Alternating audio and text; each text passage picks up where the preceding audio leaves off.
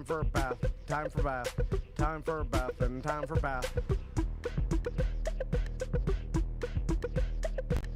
Time for a bath, time for bath, time for a bath, and time for bath. I wish my refund hurry up so I can have a tax-a-tude. Time for a bath, time for bath, time for a bath, and time for bath.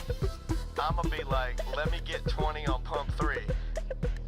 Time for a bath, time for bath, time for a bath, and time for bath. Matter of fact, make it 25, and yes, I would like to donate to the March of Dimes, so ring me up that Coke and candy bar 2 for $2.22 deal where $1 goes to March 2. Oh, and ring these Skittles up for my kid too. And when the cashier tells me to have a nice day, I'm gonna be like, no ma'am, you have a blessed day, sugar. Time for a bath, time for bath, time for a bath, and time for bath. Pull down my shades like Kim Kardashian, smile like Gabrielle Union. Time for a bath, time for bath, time for a bath, and time for bath. Flip my bundles like Nicki Minaj and queen out the door like Beyoncé. Time for a bath, time for bath, time for a bath, and time for bath. Goofy face, goofy face, goofy face, heart, heart, heart, muscle, muscle, muscle. Time for a bath, time for bath, time for a bath, and time for bath. Sassy black girl, sassy black girl, sassy black girl, kiss, kiss, kiss. Hashtag so what, hashtag I ain't shame, hashtag my money, hashtag call me tax-a-tude honey.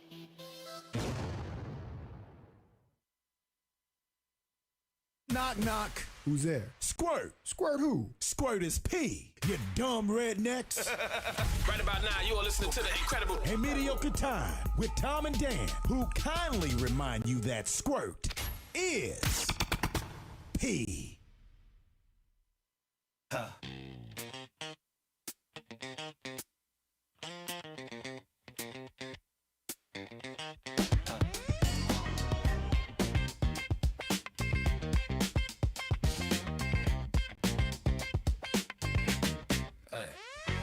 I see you in the club, I'm looking at your chest. Your face is kinda ugly, but your titties the best. A tight little top from Forever 21. I'm gonna pull them titties like the trigger of a handgun. Bam! Make me say, goddamn. One's a little bigger, but you know I understand. I know that your titties ain't flawless. I'm gonna arrest them titties cause they lawless. Ooh, do you know how fast that your titties was going? The right one's doing 80, but the left one ain't showing. Just be silent and lay on your back. I drink a beer and I just stare at your rack. Yeah, titties, titties, big old bitties, whoppers, sloppers, ain't that a pity? Bigger ones are stretched cause they real fake. Little ones are flat as a pancake. Titties to the left, titties to the right. Titties so huge you got your bra straps tight. Everybody knows what I'm all about. I just wanna get a titty in my mouth. I see you with the school, you dropping off your child. Big mom titties in the ass for miles. I'm in the bus loop, you know I gotta holler.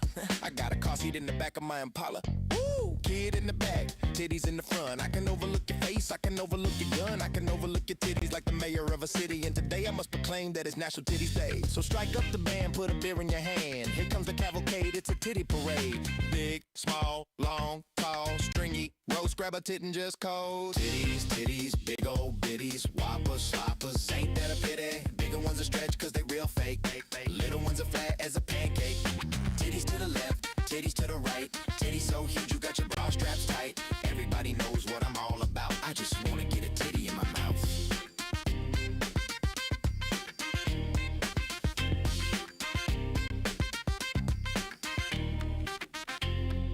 Titties, titties, big old bitties. Whoppers, sloppers, ain't that a pity? Bigger ones are stretched cause they real fake.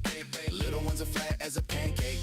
Titties to the left, titties to the right. Titties so huge you got your bra straps tight. Everybody knows what I'm all about. I just wanna get a titty in my mouth. Live from the Injured on the Go Just Call Mo studio. It's a blast! It's Orlando's own Tom and Dan. Hello, this is your Mediocre Time with Tom and Dan program. We hope that you will find our presentation precise, joke heavy, and just right. Thanks.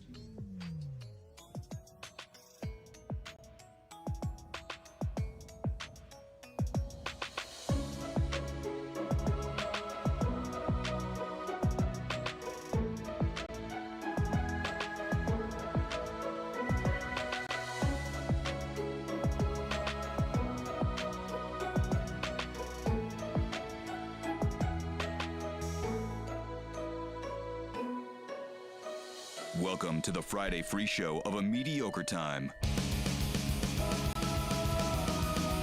Hey, it is another A Mediocre Time with Tom and Dan. I'm Dan. I'm Tom. Just heard some AI slop. Yeah, that goddamn slop. What's up with this fucking slop all the time? God, it's so good. No, that is, I Stankoniya'd my song.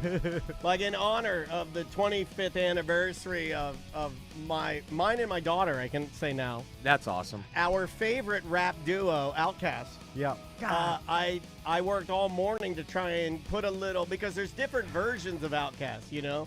You have like Players Ball style and Equimini, and then you have Stankonia, and then you have The Love Below and Speaker Box. You know what I mean? Like different eras of the band. But does it make you feel crazy to think 25 years of Stankonia? I know all old people do the Yeah. same thing with like 25 years. I know. So what the hell? I know. Anyway, South got something to say. Ross Patchett's here. How you doing, Ross? Oh, yeah. You like rap? You're a rapper. You can rap. I love rap. I think rap is one of the coolest, if not at the very least the most honest representation for like art or medium or storytelling. I don't know. If you want to know what's happening in the world, man, go listen to a bunch of rap that no one knows about. Where were you when Stankonia came out? God, man. Oh, I thought you were doing the Alan Jackson song. Where were you when the world stopped turning? I think Remember that song, the 9/11 song that he wrote? Oh, my God. So I was just getting into 6th grade, and I will be honest, I was not into rap at that time. What is a 6-year-old Ross Patchett into? Dude, I think I was... Or, I mean, a 6th grade. Yeah, not I a was 6-year-old. My son's age. Yeah. I was 11, and I had just found out, and still, this is my number one, I just found out about Daft Punk.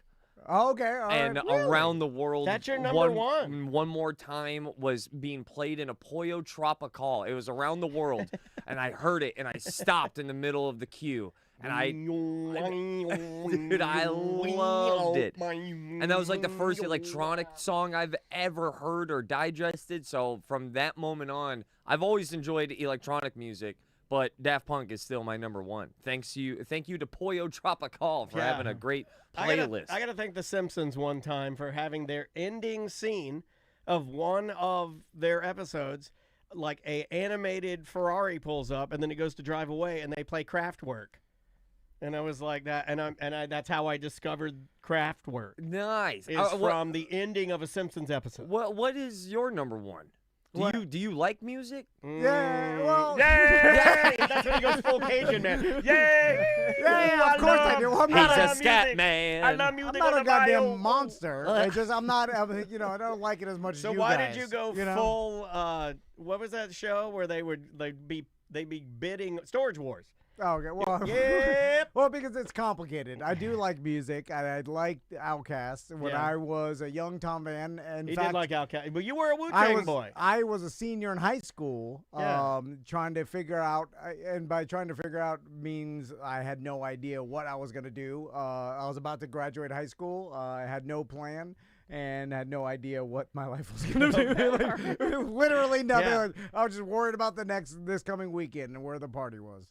And then there's Where's no the future fucking party at? plans. That's awesome. I chose UCF just because they let me in. Were you, not to go back to you, Ross. They let you? Not to go back to you real quick, but you said you weren't into rap in 6th grade. Mm-hmm. You were into Daft Punk. Yep. So what were you into before that, or were you into music? Or? So I was just following my mom, understanding the great 5-piece harmony of NSYNC.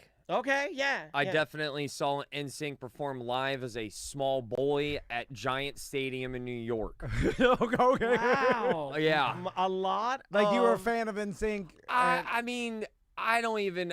I think I was just there because my mom would always play the music, Okay. and it wasn't even like What Mom, album? We have to go to this concert. It was. Was that the first concert you went to? Yeah, that Okay. would be the first concert I ever went to. I would argue, rather than shame, I would argue that's a banger. It's because the at production. Least, I would argue like there is. I mean, you could say there's a little shame there, maybe a little bit. I mean, I said it. I questioned if I should bring it up, to be honest. But it's a high level of entertainment. It's a high level. It's the highest level. The name of the game is being honest, and I meant to say slightly stupid when I was in high school. That was my first concert. Mine was Rush. So that's like some nerd shit right there. Rush and Primus. That's real nerd. I saw. Oh man, you know what? Fuck it. I'll embarrass myself even a little bit more. Do it.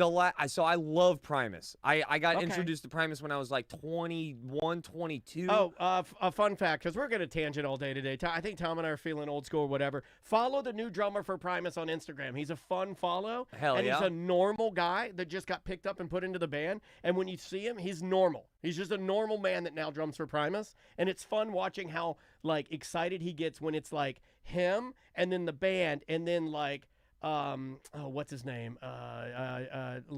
Sean Lennon.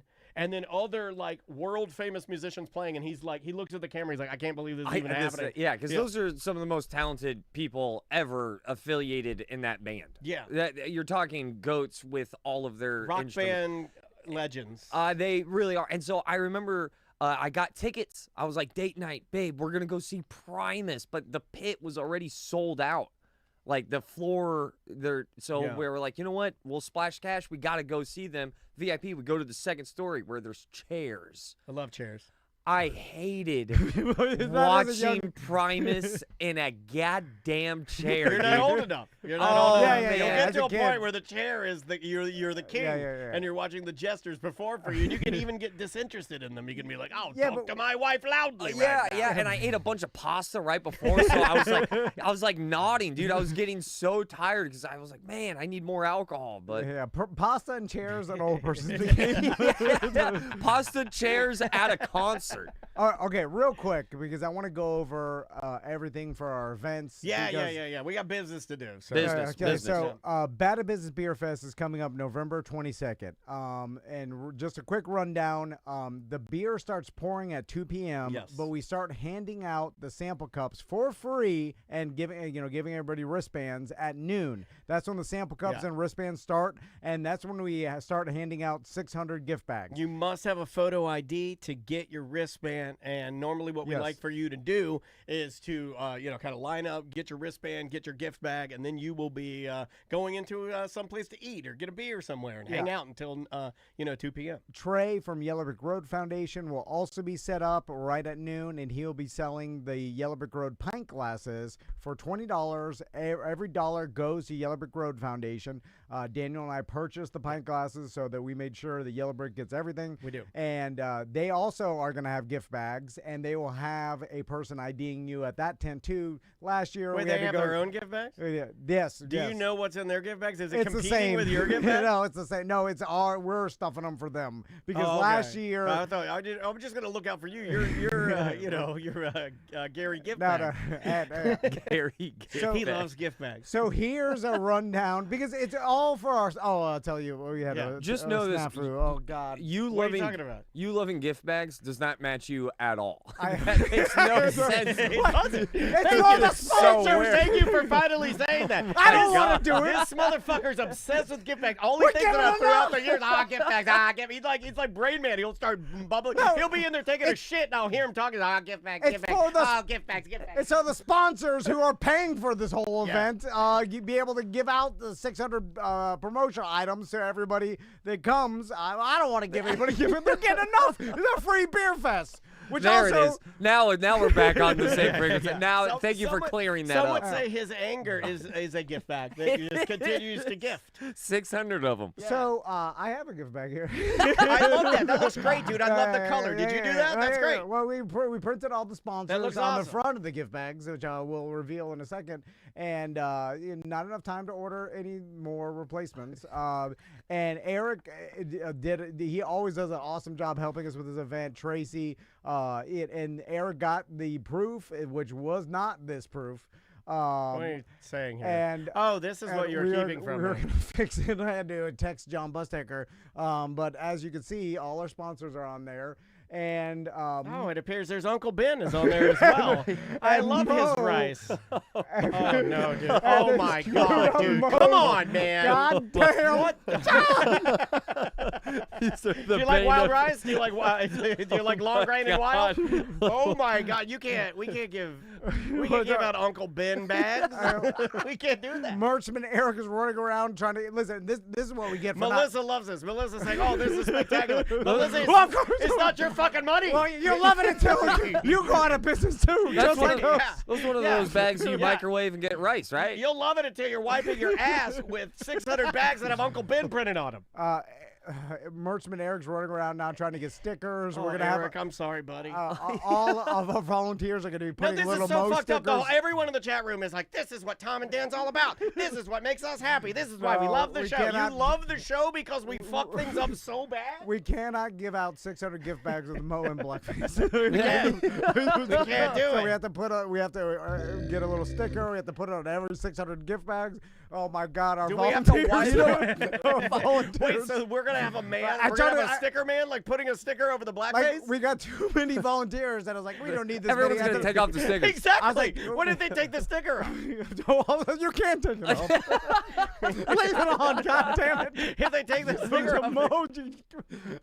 The sticker's going to be part of the prize. Yeah, our buddy Olaf and stuff. God damn, I got scared. Yeah. We got a big German giant coming in. I'll tell you what. Buddy, good to see you. Good to see you. Good to see you. Yeah, Sit over there. Yeah, Make yourself at home. So anyway, this is okay. This is a disaster. This is what you were talking on the phone about the merchant. It's fine. Is Eric losing his mind? Because, Eric has been dealing, he's got a lot going on. We talked to him yesterday. So between yesterday of you meeting with Merchman and now, this is what we get. This is what we have? For not using Hittin' Skins. And it was just because we've been ordering gift bags for the past 3 or 4 years. So we're just like, just use the same company. We said, go!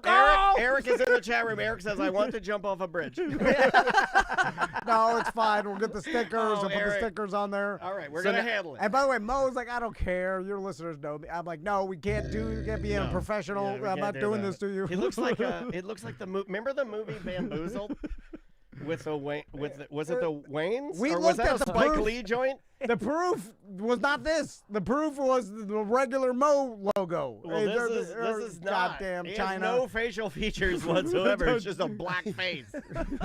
Oh my God. Not enough tariffs on China. Oh, look at it. It's Tom and Dan's Bad at Business gift bag, sponsored by Antonio Brown. I mean, it's so appropriate that it's the Bad at Business Fest, and that's the bag. Everyone in the chat room except for Merchman Eric is like, this is the greatest thing ever. This is fucking phenomenal. Tom and Dan forever. It's limited edition. Leave the sticker on. Yeah, All right, stickers so on, real guys. quick, I'm going to run down every vendor and sponsor and brewery we're going to have out there.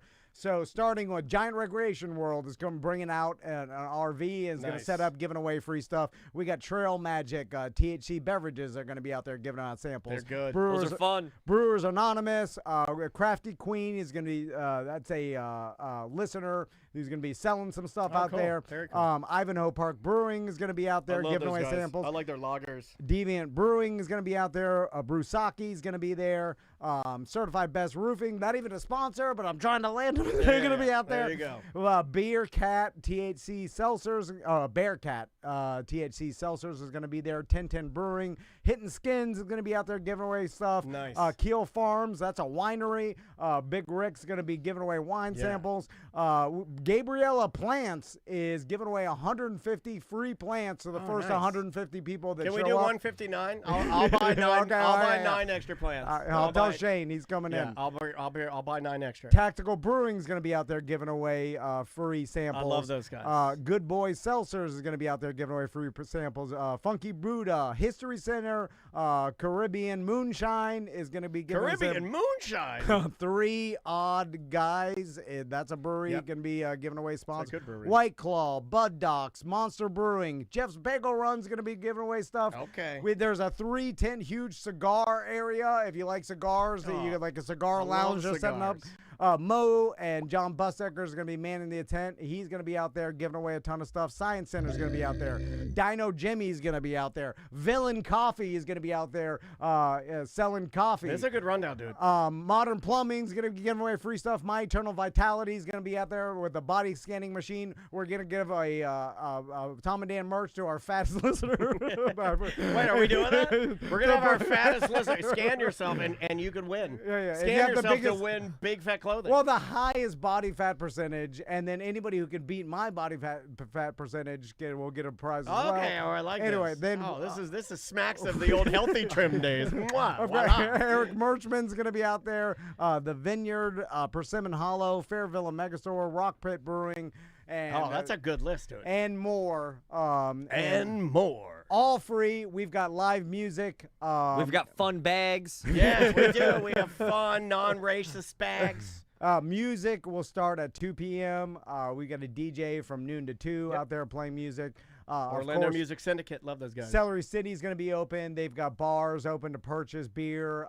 West End's having an after party of Supervillains.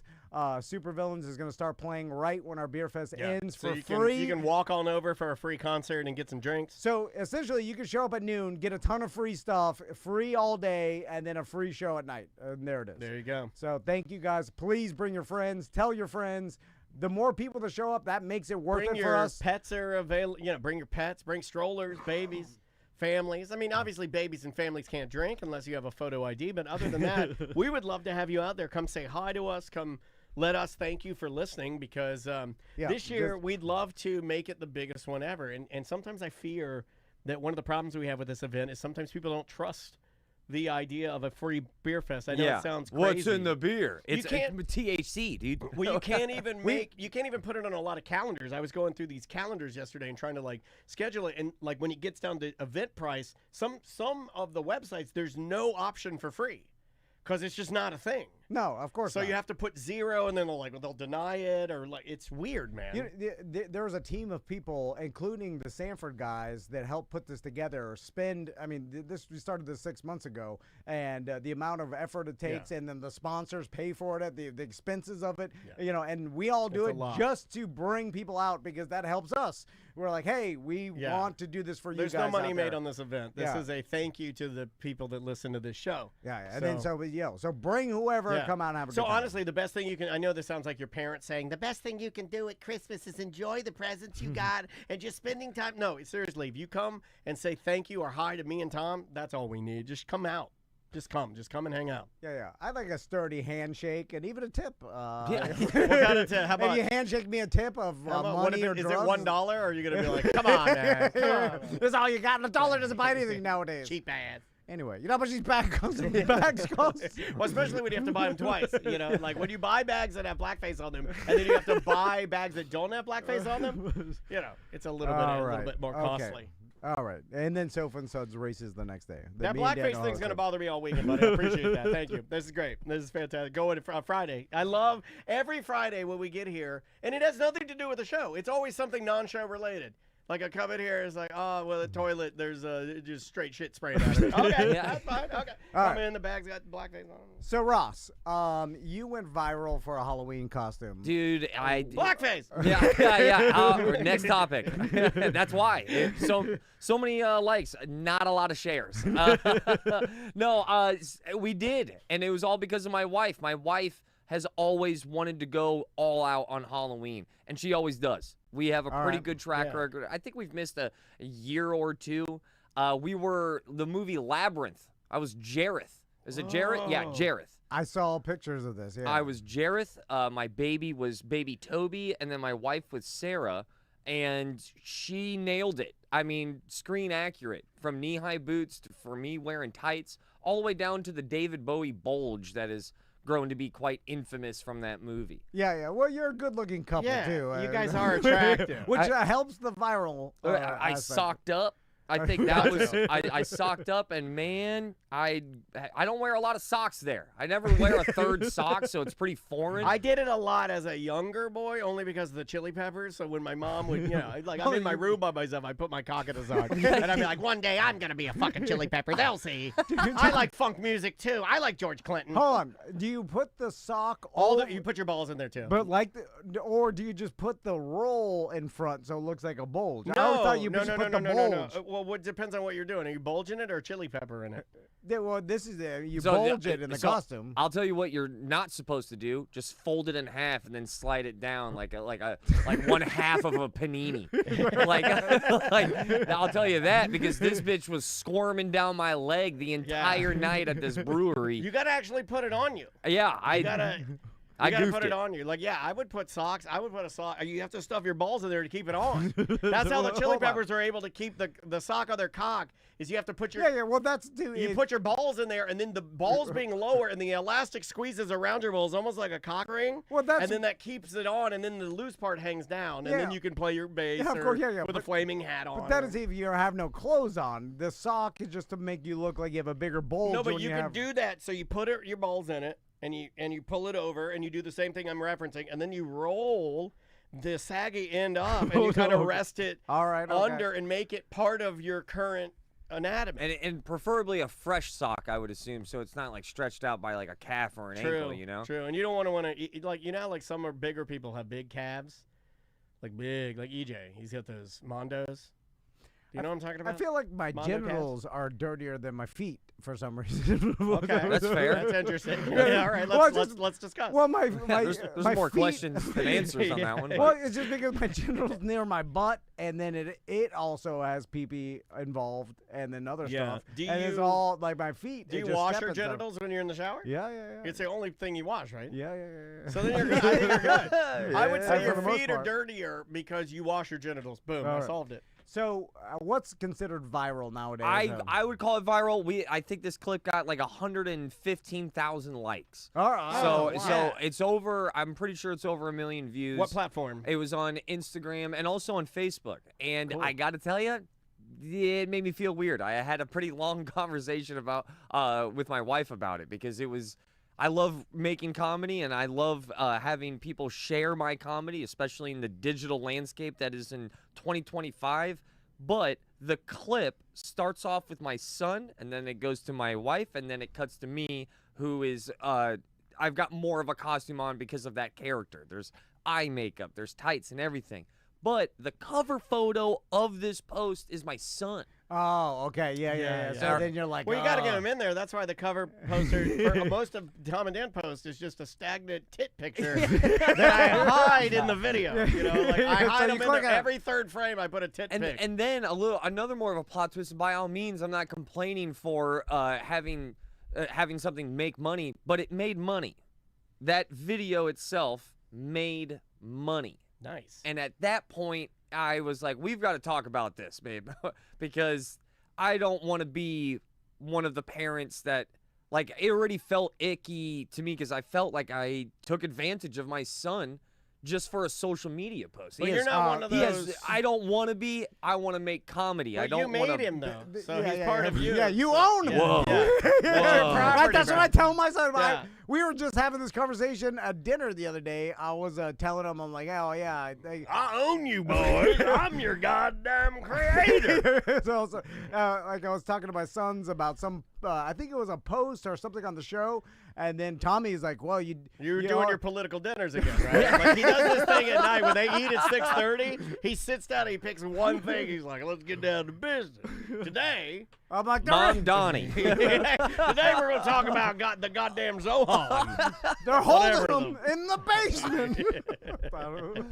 So it's a pizza and a game. My son's like, don't you need our permission to use our likeness? I'm like, what the hell? Where did you get that from? I'm like, absolutely. told you that? First off, I'm like, absolutely not. I'll do whatever I want. That seems like Dan's talking to your kids. No, man. we are a little old school in that regard. I tell him, I'm like, and it's a generational thing, I feel like. I'm like, you start doing something. It was like, you need to put in some effort. And if it wasn't for the money aspect, and it's not thousands of dollars, it's not like life-changing or anything like that, but the fact that it garnered USD made me just like check myself and go, are we good? Or do we want this? Is this okay? And then I started thinking and then looking ever since that post hit, I started looking at how many clips people are just putting their kids in front of a camera. Taking a lot of, I don't want to say advantage because they're not wrong if you want to be honest and tell your story on social media. For me personally, I just thought it was odd. It was Let me give you one. Odd thing to Let me give you experience. guys one, and you tell me if this is okay or not okay. All right. There's a lady online, and I think I've seen a few of these, and if I'm wrong, tell me I'm wrong, like listeners. But I feel like there's a lady, and she has a young son, or she is the caretaker of this guy. He's younger, but he's not like super young. I would say like maybe, let's say 13, 14, and he's got Down syndrome. And she videos it, and it's masked as like, hey, this is just our daily, this is the trials and tribulations of dealing with Down syndrome. But every video that I see is like a guy, and the guy's like, oh, look, it's Ice Cube, it's Ice Cube. He's doing the thing, and then he goes and he sits down with the guy, and then the guy has to pretend like he is the rapper Ice Cube, and then they video it, and then she writes like a whole like heartwarming story about like, hey, the guy handled it in stride, he was so nice, and he pretended to be Ice Cube so we could take the photos and everything, and I'm like, is that real? You know what I mean? Like, I feel like kind of a bag of shit because I'm like second guessing something that you're framing as a personal perfect moment of like this black guy who's pretending to be Ice Cube to not let down this Down syndrome kid, right? And I'm like, well, is this a real authentic moment, or did you fabricate that to try and pull my heartstrings? And you I want to get rid of all of it. And he has Down syndrome, so like there's an advantage, I think, being taken. I would agree that, yeah, this feels weird. Also, how successful was the post? If it's got millions of views, because they're walking away with money. Because the guy, what made it super funny is that the guy put his hat back on, and he was like pretending to be Ice Cube, but it was a Yankees hat. No way in hell Ice Cube had a Yankees hat on. Every time I hear stories of a parent like maybe embezzling their kids' acting money or the money they made in the commercials or movies they did as a kid. That's called the Barrymore, right? Yeah. Of course it's wrong, but I've always looked at those stories like, okay, like, it's like a DUI to me. Yeah. You know what I'm saying? It's like, all right, well, it's their kid. They brought them there. And that's also where I stand as well, is that, like, I'm never going to tell another parent how to parent, or you shouldn't do that. No, you do that with your wife when you're in privately. Yeah, I seriously, you say, like, can you see what they're doing? My God. And my whole intention of even posting that reel was because one of my big pet peeves is that my wife works so hard on these costumes, and then we go to a house party, and there's like 8 people. I'm like, all right, you just spent 30 hours on these. Yeah, you got to get it out to the masses. I'm trying to get it out there as much as I can. That's a pretty great reframe if you can stay in that place. Yeah, but you know what I mean? But that's then a when good it reframe. Hit, when it hit, I was like, oh, I didn't think about that. That's the first step, talking yourself into it. Justify. You got it now. You're almost there. And you really are doing great. A really special thing about that Halloween, which by far is my favorite Halloween of all time, is that we had all of these perfect costumes on, and we looked amazing, and we grabbed our photos, and then we looked at each other and went, where do you want to go? I love the fact that we didn't have any plans, and we had our costumes, and it was all in the now. Kind of makes it more fun. Way more fun and spontaneous. It feels like trick-or-treating again, It felt like Halloween. It did. It didn't feel like a scheduled...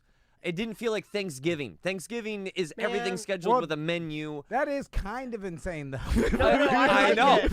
I'm because glad you're said it. We need to show someone this. There's a lot of work. But part of remember this earlier this week, you and I were talking about the excitement of Halloween, and I was trying to articulate it. I was doing a poor job. I think you nailed something that I wasn't able to even think of, was the excitement of not having a plan.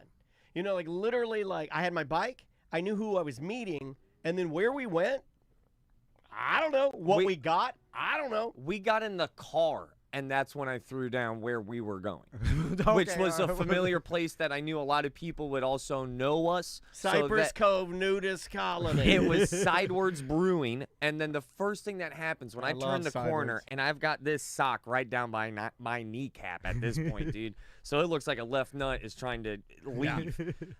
Everyone loves the costumes. The first thing the bartender says, "Are you guys signing up for the costume contest?" Too long, don't read. Long story short, we won that bitch. Whoa! I know. So going from zero expectations to then people, I got to see my wife's hard work just get celebrated, and it was awesome. It was the best Halloween And of I don't my know if life. we've talked about this, and I don't want to overstep, but we could say you're both performers, right? Or Yes. you work in that area. Yeah. Yeah, so I would imagine that it even meant something to her.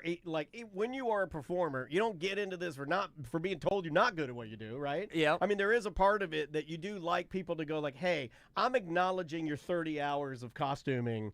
Thank you, Mama." And she you know? loves Yeah. costumes. She loves costumes. She loves making it. That's probably one of the biggest mountains of her creativity. Nice. And I oh man, I'm Oh, one more Ross- thing from the chat room real quick Yeah. regarding the nut or the rolled sock. yeah. Kara says in the Twitch chat room, twitch.tv/TomAndDanLive, if you want to participate in the chat room.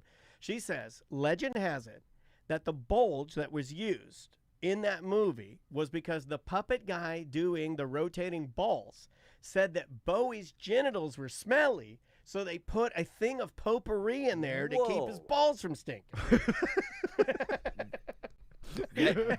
I hope not, man. I love David. I don't want to know that his I'm Ziggy afraid smells of like. Americans. I'm afraid of my balls. Why were they so smelly? He's David Bowie. I don't know. I was just listening to Bowie yesterday. It's so funny that we would even So, be talking about He- that. he's one of my goats. He's on my Mount Rushmore That's my of one of my entertainers. favorite. One of my wife's favorite Bowie songs is that I'm afraid of America. Oh, You Pretty Things is my favorite one. Oh yeah, man. That's kind of a deeper one too. Okay. So your baby just turned 1. Turn 1, he's Yeah. walking. Which, by the way, everyone who told me that, like, yo, once they start walking, the game has changed. And I would push back and go, once they start walking and have, like, 11 days underneath their belt, then it hits. Dude, this is all. I've got a Cat 5 adolescent child just running around, grabbing, Yeah. putting stuff in different places. Oh, can kill itself now. Oh, That's, it the, really that's the can. best part. You can pull a TV over on yourself, kill yourself good. Dude, you can pull anything to fall over on you, can't get out, you suffocate. Like, it is ready to kill itself at. Like, Maisie was a pull things on her head kind of gal. You know? Like, she's a dancer. Then the man. worst part is you had plenty of time to secure it. And you have to live with that. He's not wrong. And then you're 100%. scrambling. Ah. You're scrambling on a Multiple Saturday. times I put off securing this. My example of that just this hilarious. past week is that all morning he kept going in this cupboard and there's a glass in there. There's light bulbs. There's a That's vase. the best stuff to fucking play Right, with, man. Like, have you so- ever played with glass, like light bulbs and banged them together? All morning he kept opening it up and I kept going, no, bud, we can't do that. No, bud. And the lock was right there. The lock was right there.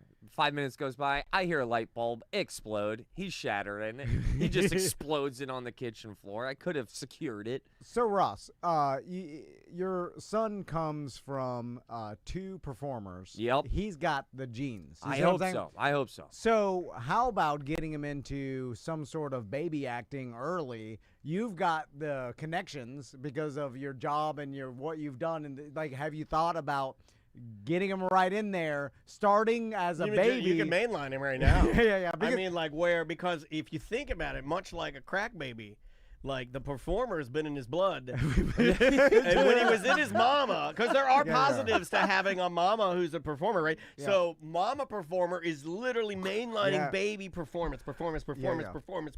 Exactly like creativity. crack. Yeah. And then when you take it's exactly like crack. And then you take him out, and then he doesn't have that right now. So you need to get it back. You need to mainline, plug him back in.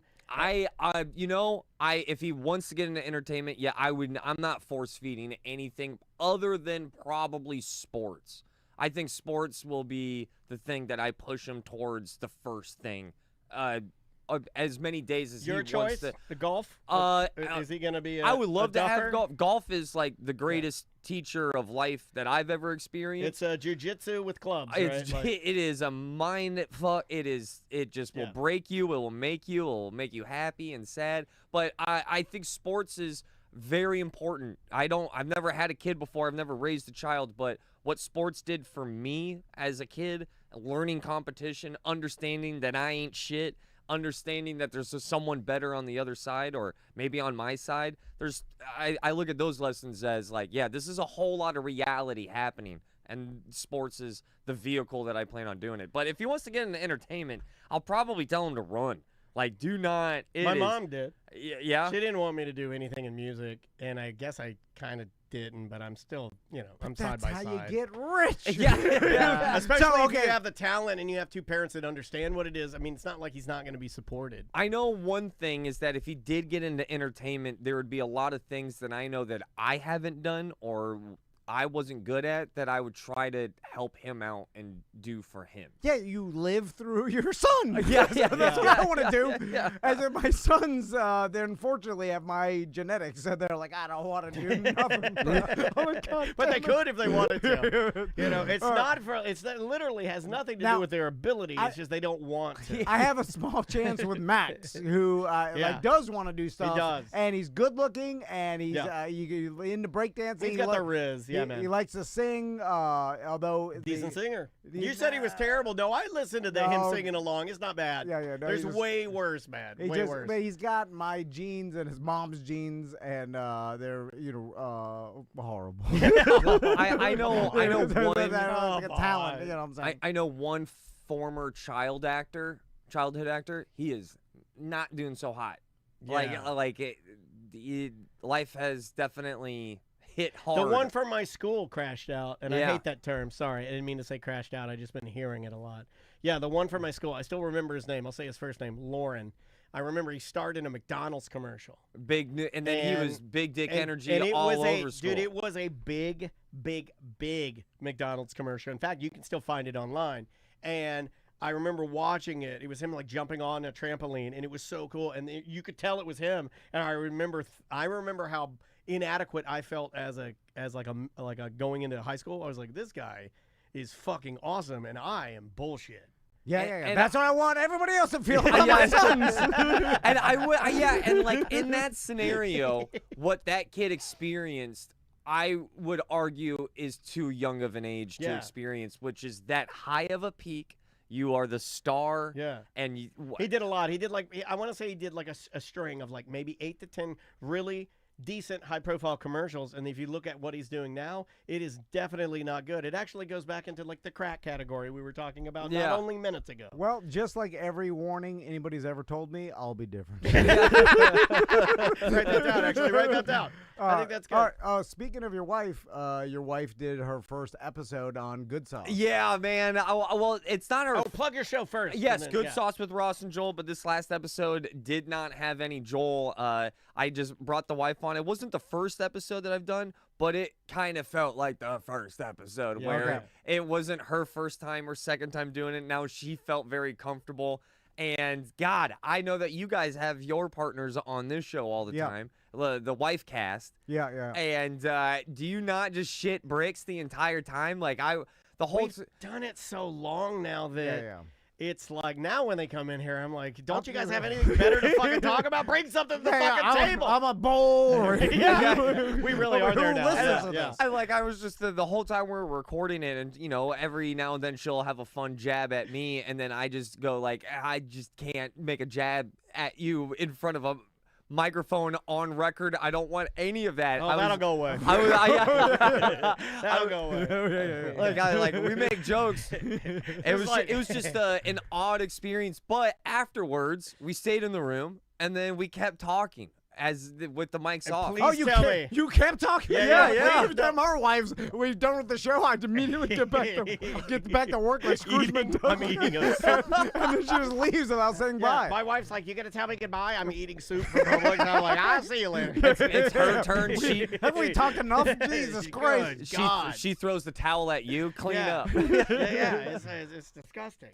All right. It was a really fun episode, and it's also. Did you guys fuck in Joel's chair? You should have. You gotta fuck in Joel's chair. Like, take this, you piece of shit. That's what you get for skipping our show, Joel. Put it on live. Come in his seat. And just because I had, it was my fault. It was a scheduling episode. Joel wanted to be there, but I was like, we can't do it on that day. And then I brought wifey. It was really, really fun. But I also thought about you guys of just like, how did they do that all those years? We don't care anymore. We've gotten to a point where we've overshared so much that it's too much. I would agree. Would you agree? I think we overshare too much. What else can I tell them? I'll tell them anything. I'll talk about anything. What do you want to talk about? You want to talk about any problem I have? Like, I did a blood test yesterday. What do you want to know? My test? Yeah. Butt problems.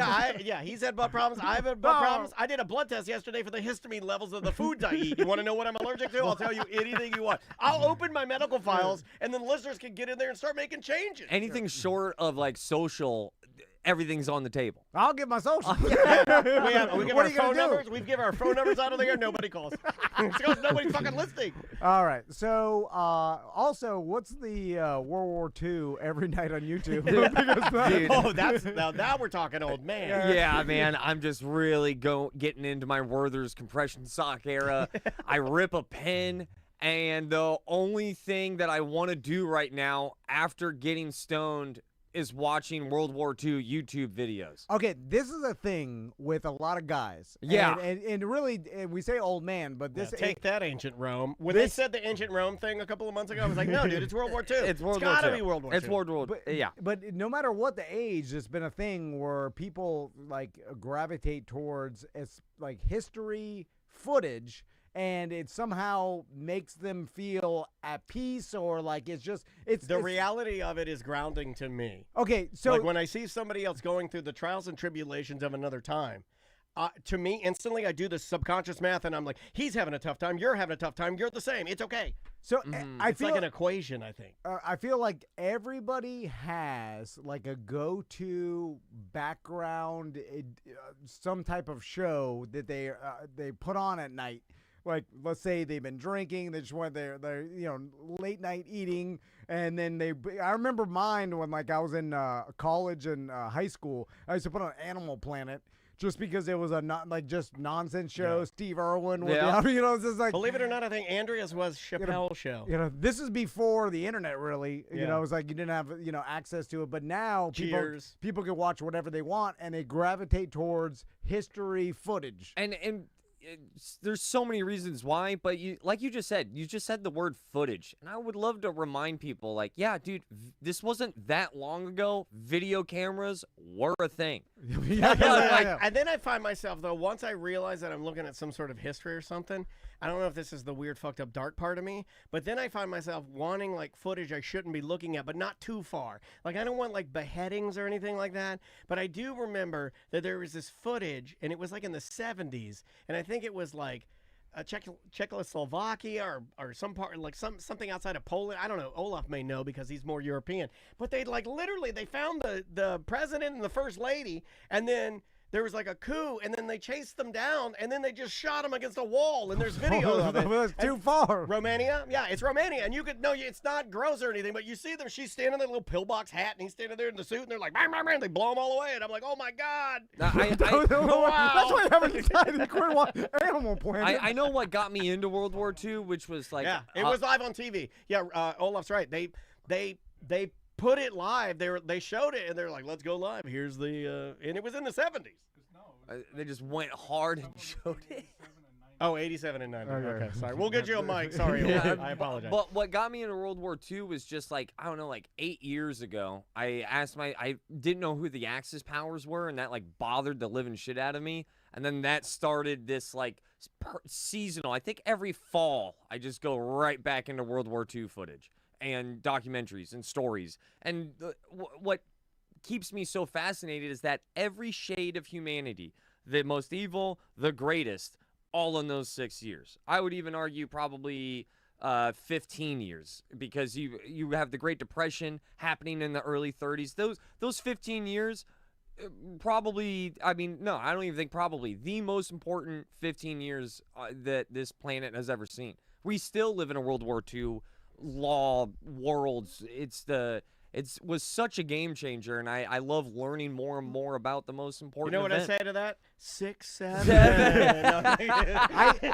I used to go to St. Cloud, Florida, and sit in my pop-up's garage with him. He'd do it every single afternoon. You would tell me about this. And I'd pull up a chair. He'd be sitting there having his, What's he firing up? Milwaukee's best. Hitler's henchman. No. He would tell me firsthand stories about World War II. And we'd be sitting there in silence, and he'd be like, a Japanese kid came up with a hand grenade just taped to his back. I'm like, God damn, Pop-Up. It's Saturday. We slit his throat. And we drug his body into the river. And he's like, Anyway, so you want to go to 2J's?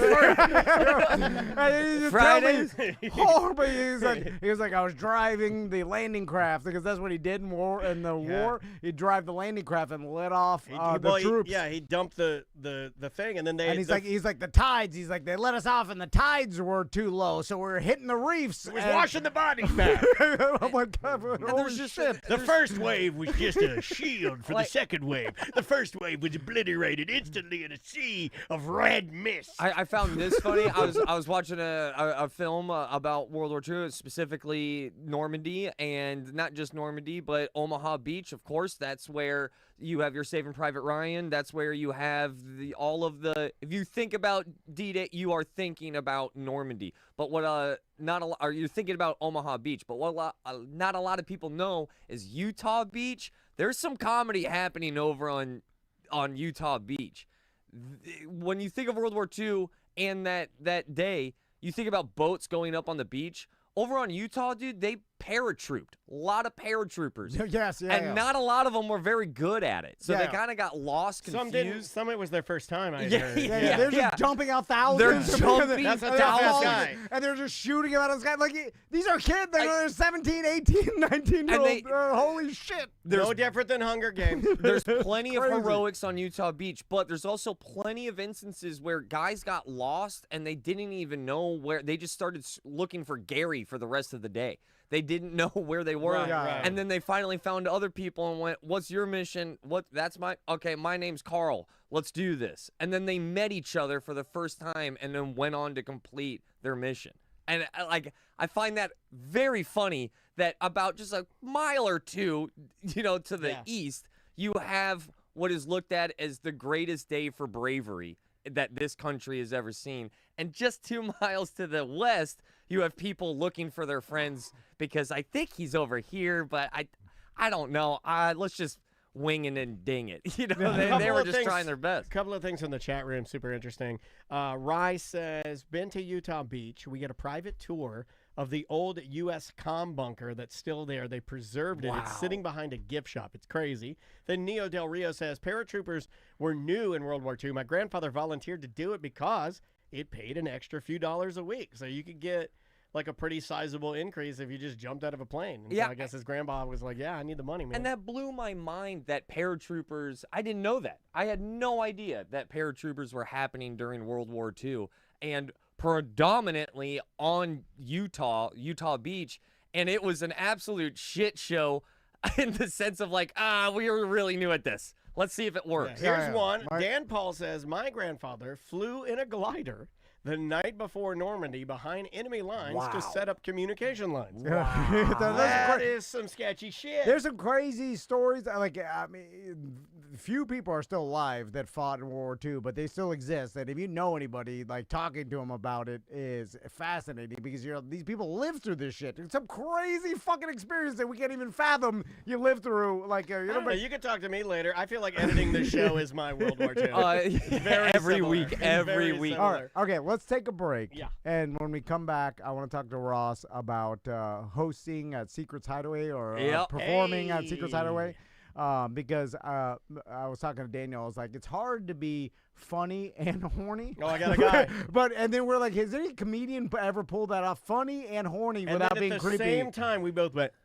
I think we had one. And I'm like, all right, don't tell yours. Bricked up with punchlines. Yeah, don't tell yours. I want to talk about how the Jags may be coming to Camping World in 2027. And I thought you were going to say the J word for Japanese people for a second. I thought you were like, when we come back, I'm going to talk about how these. My pop-up was looking it down at him, and he's like, I was going to say it. I know it. I want to talk about the Farmer's Almanac being canceled. Yeah, after 208 years, it's done. That's breaking news. Yeah, today they're done with it. Back to the Future's plot. No one's gonna get it. No. The name of the band, we've played these guys, but they're just fun, man. This type of music, it's energizing. It's fun for the weekend. Name of the band is Drain. The name of the song is Living in a Memory. Let's do it. We'll be right back. It's a mediocre time with Tom and Dan. Put some respect on my name. Respect our name. Welcome back to a Mediocre Time with Tom and Dan. I am Dan. I'm Tom. Ross Patchett is here. How you doing, Ross? No, woo. Ross just told me the highest thing I've ever heard. Yep. Yeah. Right before they think, oh, also, one more thing. I really love Infinity right now. Yeah. Oh, sure. You can't be sober when you say that. What the hell does that mean? Exactly what it means. Like you can't grasp no one can. It's impossible for our human brains to I understand. thought he was talking about the car brand. Yeah, no. The mathematical. I don't even know what to call it. Just the concept of infinity. There's a documentary on Netflix. I watched it, stone cold sober on my couch, and it just absolutely made me nauseous at times. It made me feel relaxed at times. It was humbling. It was odd, and it really wasn't that good of a documentary. I wish they just would have kept it with the interviews with the mathematicians and other just very bright minds, but then they throw in like trippy visuals because. And then they throw in the comedian from SNL. What was her name? Leslie Jones. Yeah, Leslie Jones. Infinity, fucking crazy, man. It's been very humbling, and just it's made me look at tire differently. And whenever I watch something and it makes me go about my life a little bit differently, and I look at things a little bit more odd, I kind of appreciate it, and now I'm just stuck on the concept of infinity. Man, it's terrifying. You're too smart. Dumb people like myself will hear infinity, like, okay, what is infinity? Goes on forever? I'm like, got it. Yeah. Well, I don't even get that never far. stops, goes on forever? Okay. Because you get mad at me when I don't question things. I'll just, they'll be like, this is the thing, and I'm like, okay. And, and then you'll be like, well, why is that? I'm like, don't ask why. What are you talking about? This guy's going to start talking again. I loved there's a great moment when they talk about circles on this documentary, and they make the case that every circle has the same amount of points, which is infinite. Circles? How do those work? Yeah. Fago for days. They talk about infinity in the sense of space as well, and that's when I think I got a little nauseous of like, oh man, we really don't know that much, and how much this thing is expanding, and what about maybe string theory. I don't know. I've really gone down these last couple of weeks down really weird, odd theories, and infinity is what really kicked it off. Have you been shrooming again? Some penis envies. This whole office is filled. There's a ton of drugs in this office. All right, well, we can change this episode if But you want. No, we don't want to do it midstream. That's called the Kubla Khan. I got it. Do you remember who was that poet? He goes to the door to answer, he's writing a poem. The poem, Kubla Khan. Is it Keats? It might be Keats. He's writing the poem. In the middle of the poem, his doorbell, dig, dig, dig, somebody knocks on the door. It says heroin dealer. He goes, answers the door, does his heroin. The second half of the poem, totally different. Oh, there are crows underneath the boards. No, that's a different guy. But yeah. Look up Kubla Khan. That's a good read. So, one thing that rattled my slacks on that documentary was that when they were talking about space and infinity, that say you can't be in an infinite universe if you're observing this universe, because if you're observing this universe, then you're inside of it. So, and the fact that you're inside of it means you're inside of something that can't go on forever, but essentially it does. And then it makes me want to throw up through my butt. It is just a. Well, it makes my body explode thinking about how big infinity is. Our brains can't comprehend it, and that's what makes me rest easy at night. Is I'm like, I and all of humans, for the most part. Obviously, some humans can understand it more, but never to the point because there's a mystery out there. They don't know what black matter is and other stuff, and they can't figure it out. They don't know. But Black Lives Matter. And then I'm like, we'll never understand because our brains are now. But do you maybe try? artificial intelligence. But do you try to understand it? Because see, I don't try. No. If I'm reading something, because I know it's impossible, and it starts to get chunky. You Yeah. know, if I'm like, if You I'm tap out? Yeah, I do because Impossible. I sort of feel like, well, this isn't like I get the gist of it. This isn't something that I'm gonna like go. This isn't my field. So if the only things I'll read like in my field are like dumb shit because my field is dumb shit. Mm-hmm. But like smart shit, if I'm reading it and it starts to get chunky, I'll bow out. Have you ever read something like a paragraph like 2 or 3 times? Oh yeah. All right. Those were the least favorite books that I had to read as a young boy. Do you remember reading books in like middle school and high school and rereading part? I remember my attention, I couldn't be held, and I remember I'd have to reread things so long, and then I'd be like, I don't think I have an issue. I'd probably go, everybody does this, but I would read a paragraph, and then like halfway through the paragraph, it's almost like I'd fall asleep or I'd start daydreaming, and then I have to go start over. You go up to the okay, and you start the same thing, and you read it again. And if I start doing that, I'm like, this isn't for me. This isn't pulling me in. It's not organic. It's not real.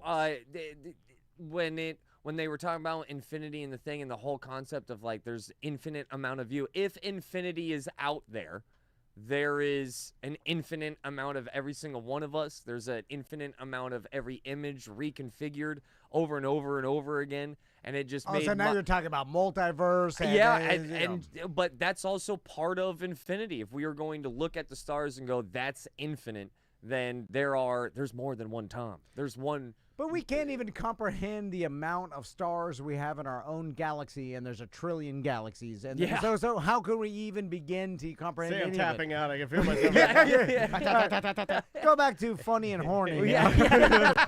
So you're performing at Secret Hideaway. Dude, not my first time performing there. And the reason why I bring it up is because last time it got gnarly. Okay. It got gnarly. They're a sponsor. Like nothing like having some guy just straight anal while you're punchlining it out. It's not Well, that bad. so are they a sponsor? That's not bad. Well, Fairville is a sponsor associated with Secret They Hideaway. work with Secrets. Well, we like the Secrets guys. They're great. We'll have some fun, but I promise you that this will be one of the best promotional things I can say about Secrets. But we'll have some fun up top, and then we'll stick the landing in that that's sense. fair. So in the broad sense, when are you?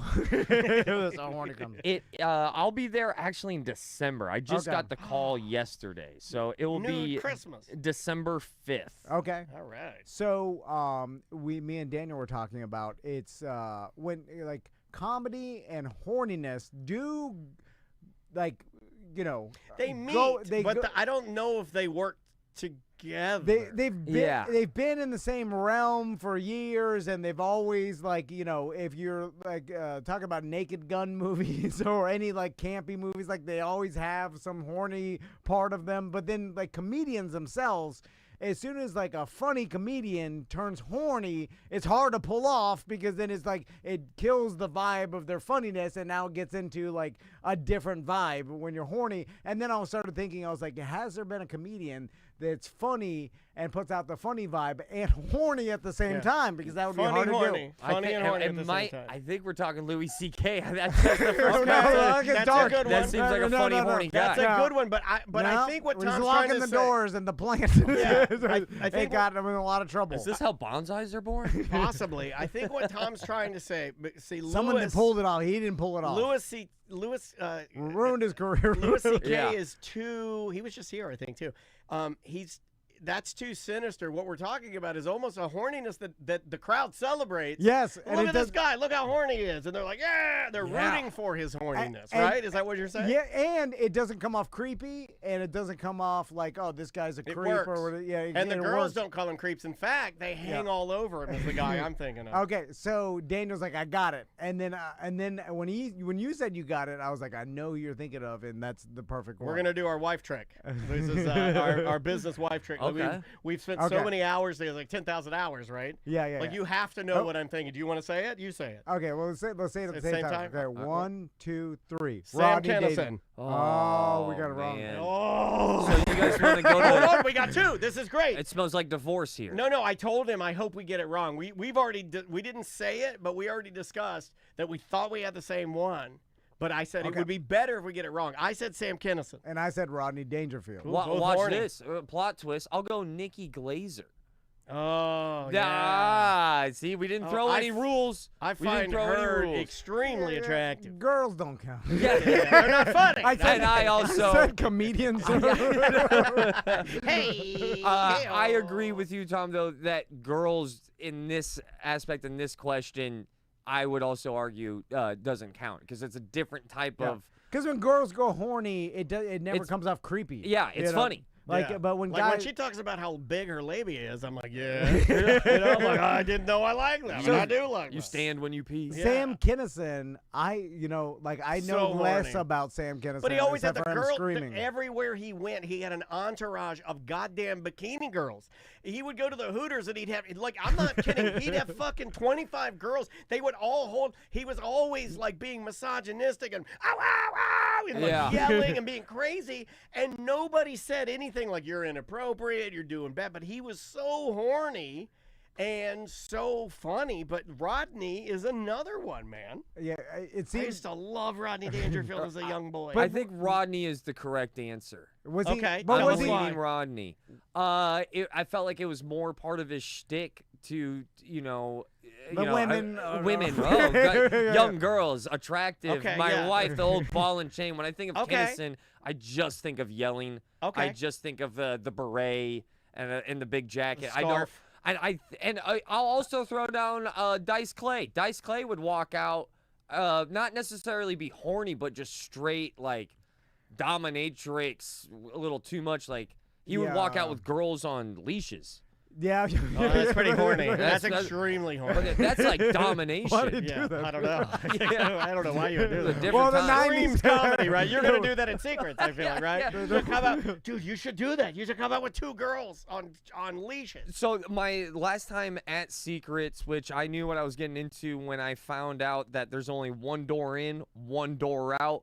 If you are a single man, I believe at that time the ticket was over $100. If you are a couple, it's X amount of dollars, and if you are a girl, it is $12 to get in, or something along those lines. Which Yeah. makes complete total sense. Which is kind of circling back of why that question was towards male comedians, Yeah. not both male and female comedians.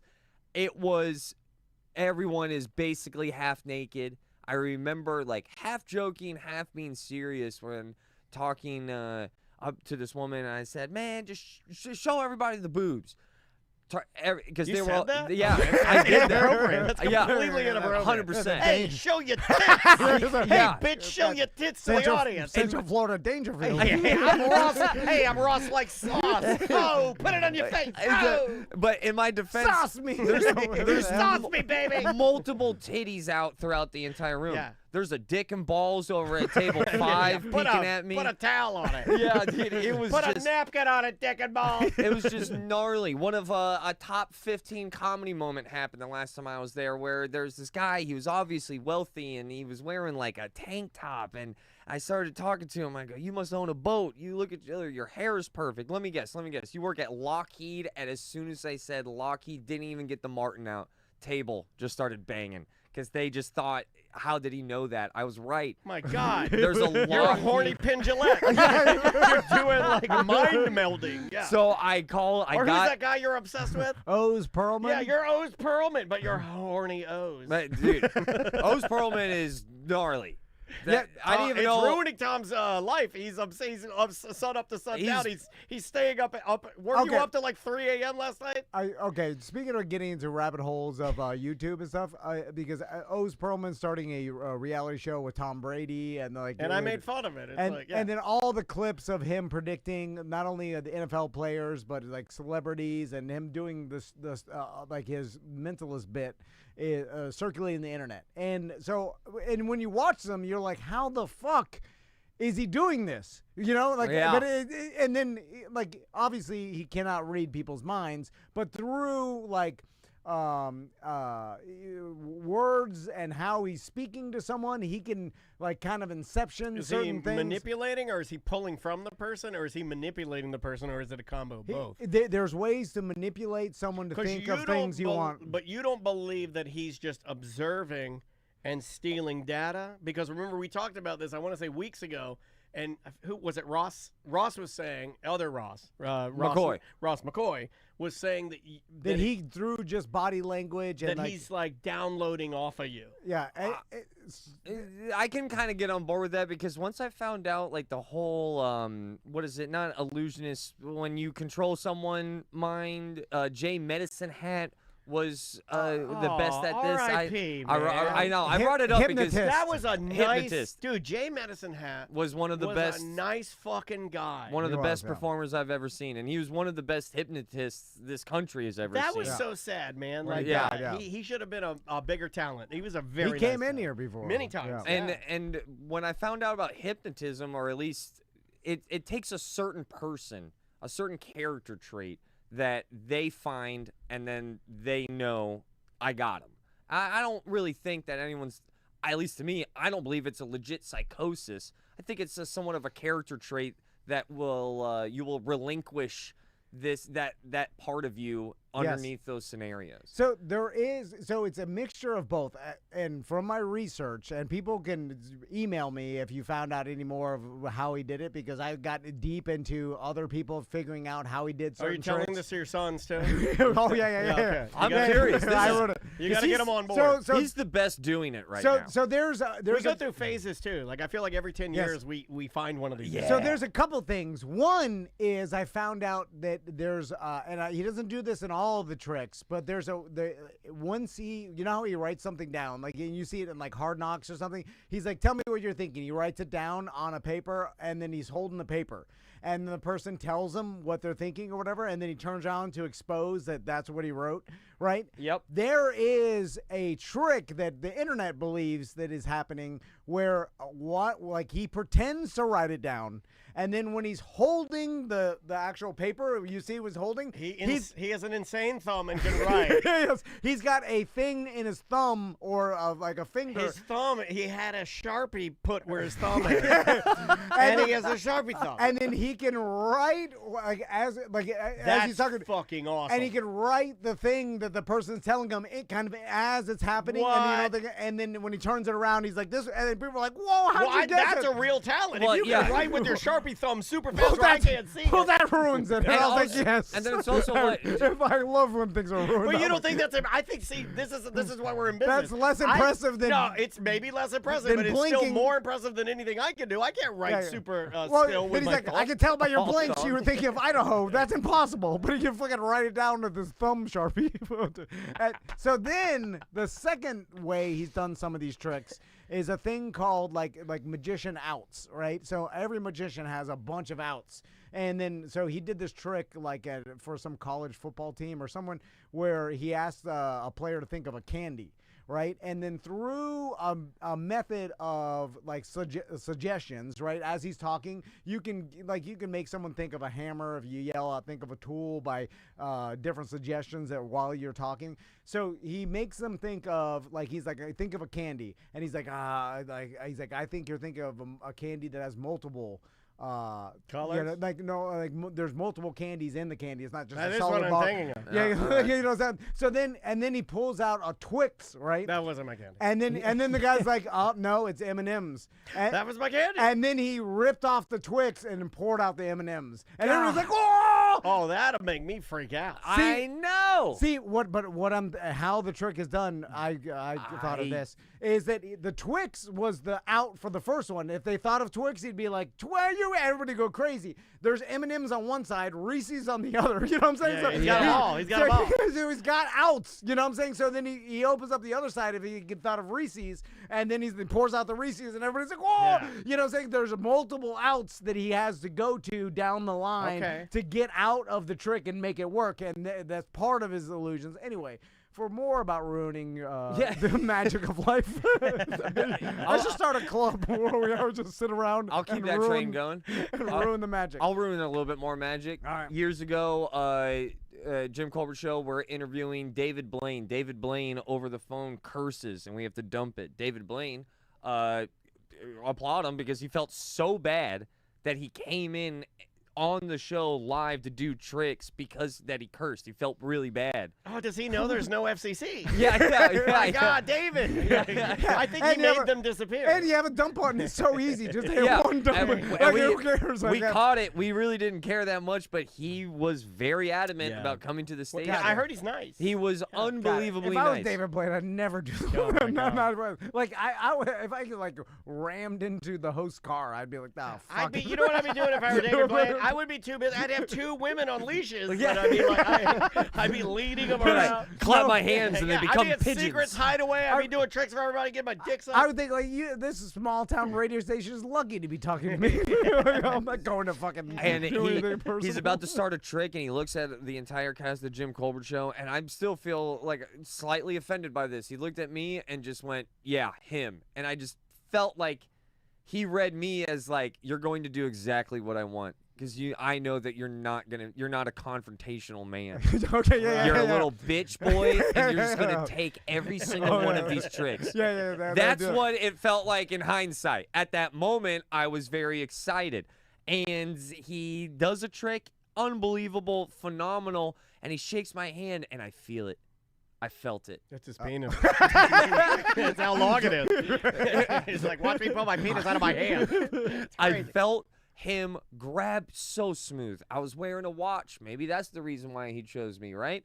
And I just feel the card, just this almost like a breath of air underneath my watch slip out, and it like catches like some of the top of my hand, and I like. Oh, you you knew. I knew, like, no. You should have screamed, he put it in my hand. If David Blaine wasn't right, man, I bitched out. I was like, wow, I couldn't do it. I couldn't burn David Blaine on a live radio station. So if you go back to that episode, man, you will find out. But you knew it happened. I knew it. I didn't know what to do. That means you're a goddamn liar. I know. But then he would look at you with those beady eyes, dude. Yeah. He like really. It's a lot of pressure. It was the most. It was the closest that I had ever felt being hypnotized. Okay, yeah. Where like interesting. I was underneath you were that under man's his spell. control. You were. I really was. Yeah. And you're an entertainer. That's what I think he knew. He knew you're a performer. You're not going to burn me. He could probably tell in how you carry yourself, because I think you carry yourself like a storyteller, a comedian, an entertainer, a character actor, something like that. If I didn't know you, right? Hell yeah. And I bet you he could read that and be like, this guy performs. He ain't going to fuck me. He's not going to, He's not going to fuck me on this. So what's fascinating Jim about this... would have fucked him on it. No offense to Jimmy. I love Jimmy. Jim would have gone, Jimmy what is that? And shot him. Yeah, Jimmy's not going to go put on, he can, but Jimmy's not going to go put on a mask and pretend to be a character or be like the director or like somebody, or Shaggy or or whatever, or sorry, yeah, you know what I mean, so he's not going to be able to do what you can do with who you are, and he's going to call it out. What's super fascinating to me is there are people in this world like Oz Perlman, David Blaine, a magician, mentalist, water hat, whatever they was. J Medicine Hat. J Medicine Hat. You came very close to calling him a waterhead. That's how you can't do that.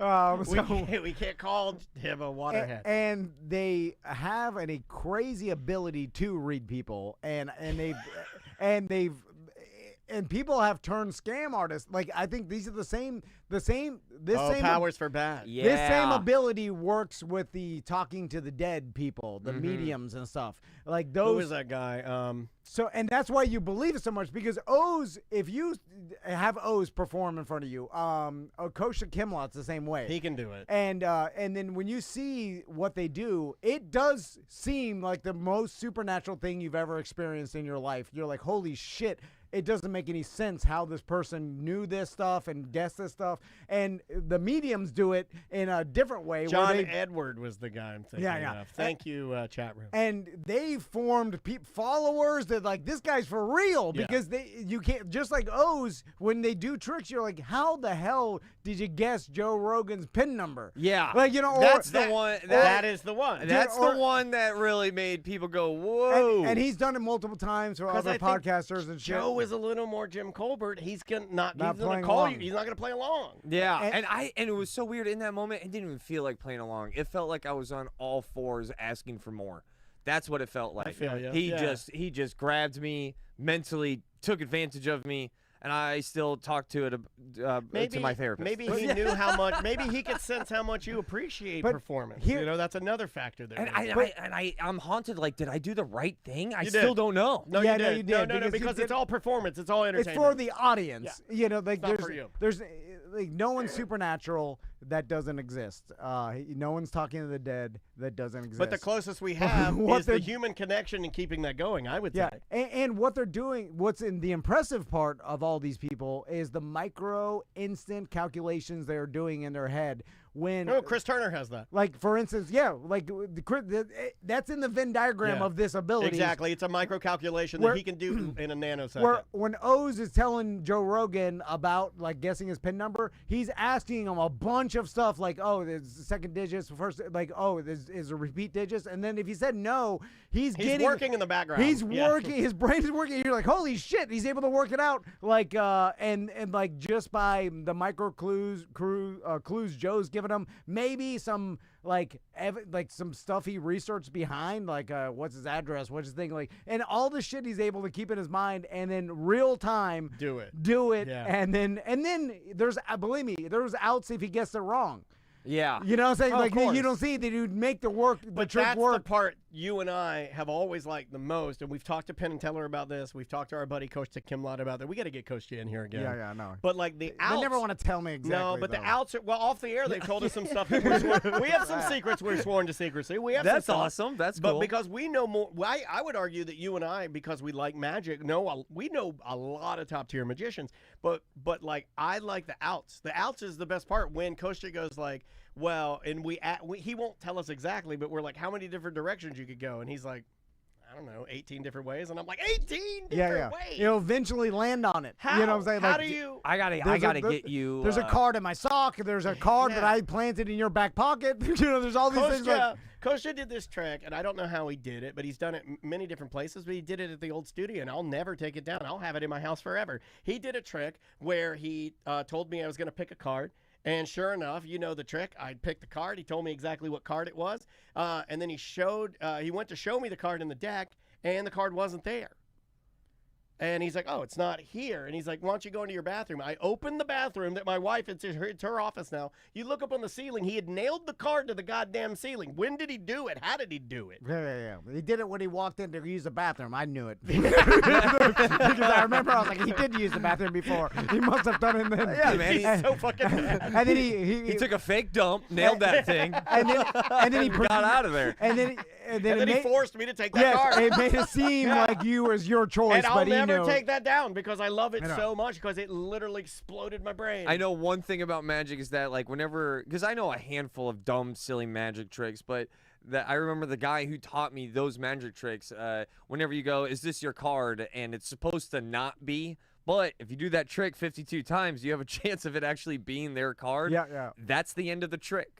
Yeah. If that happens, I've your heard show is done. Penn Jillette has talked about that, where he does this huge seance magic trick, and he did it for like I think Steven Spielberg. Yeah. And basically, like Steven Spielberg picked the one card or thing like that. There was the ending. He didn't have to go through. So he was on Easy Street for the rest of the. So then he just made up all this cockamamie bullshit, which actually made the trick look impossible. Yeah.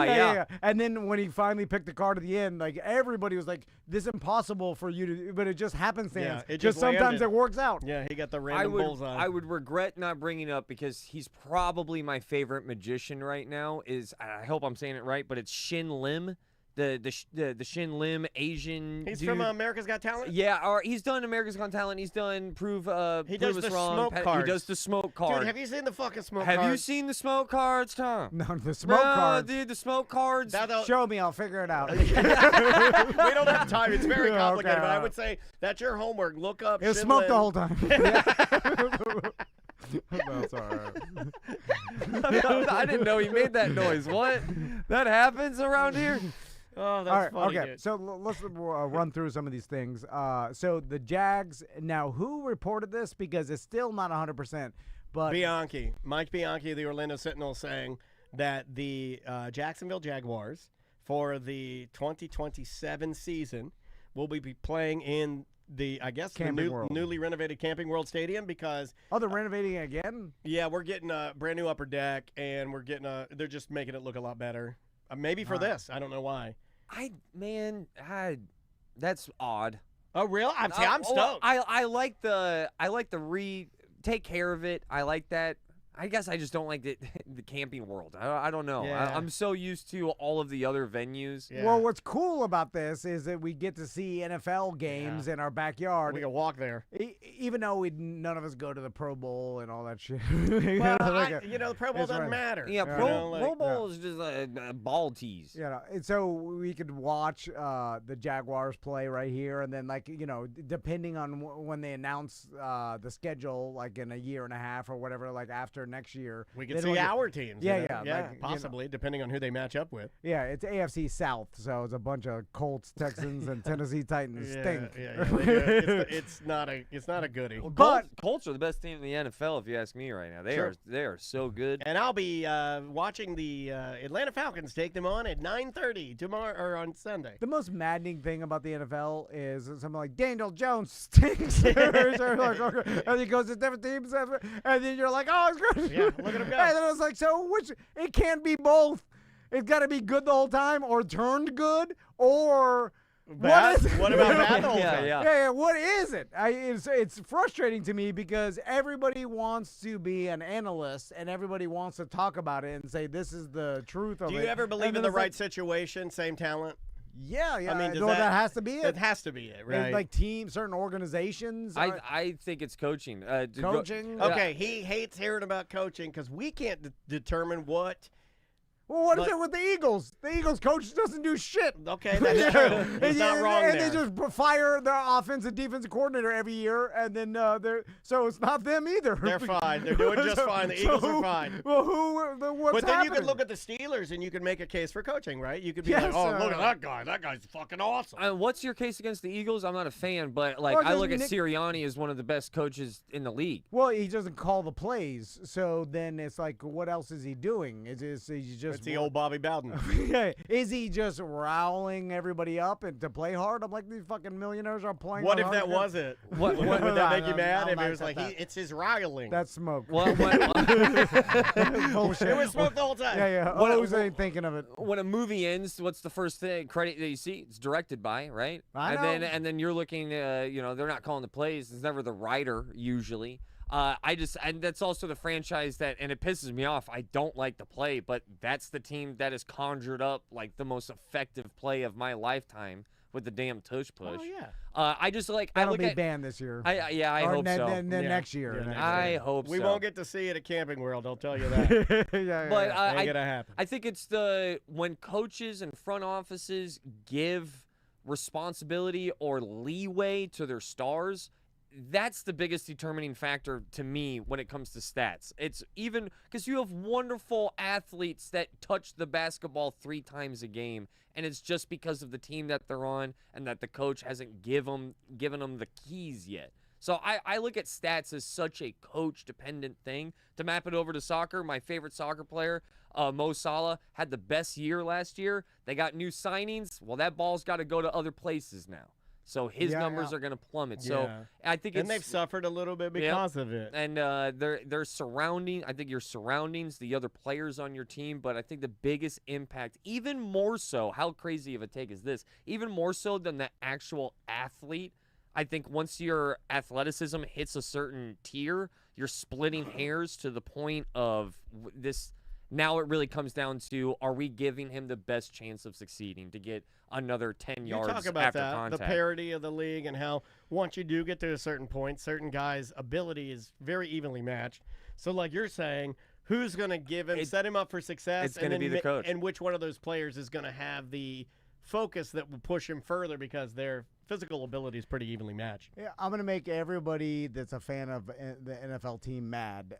If you have a quarterback and you are going along with the narrative of we're stuck with this quarterback's contract, we're screwed. Yeah. Because that's what I was talking to the Wizard yesterday, and then he was talking about the Miami Dolphins. It's like, fucking Tua's contract, we're stuck with him for another 2 years. We can't get out of it.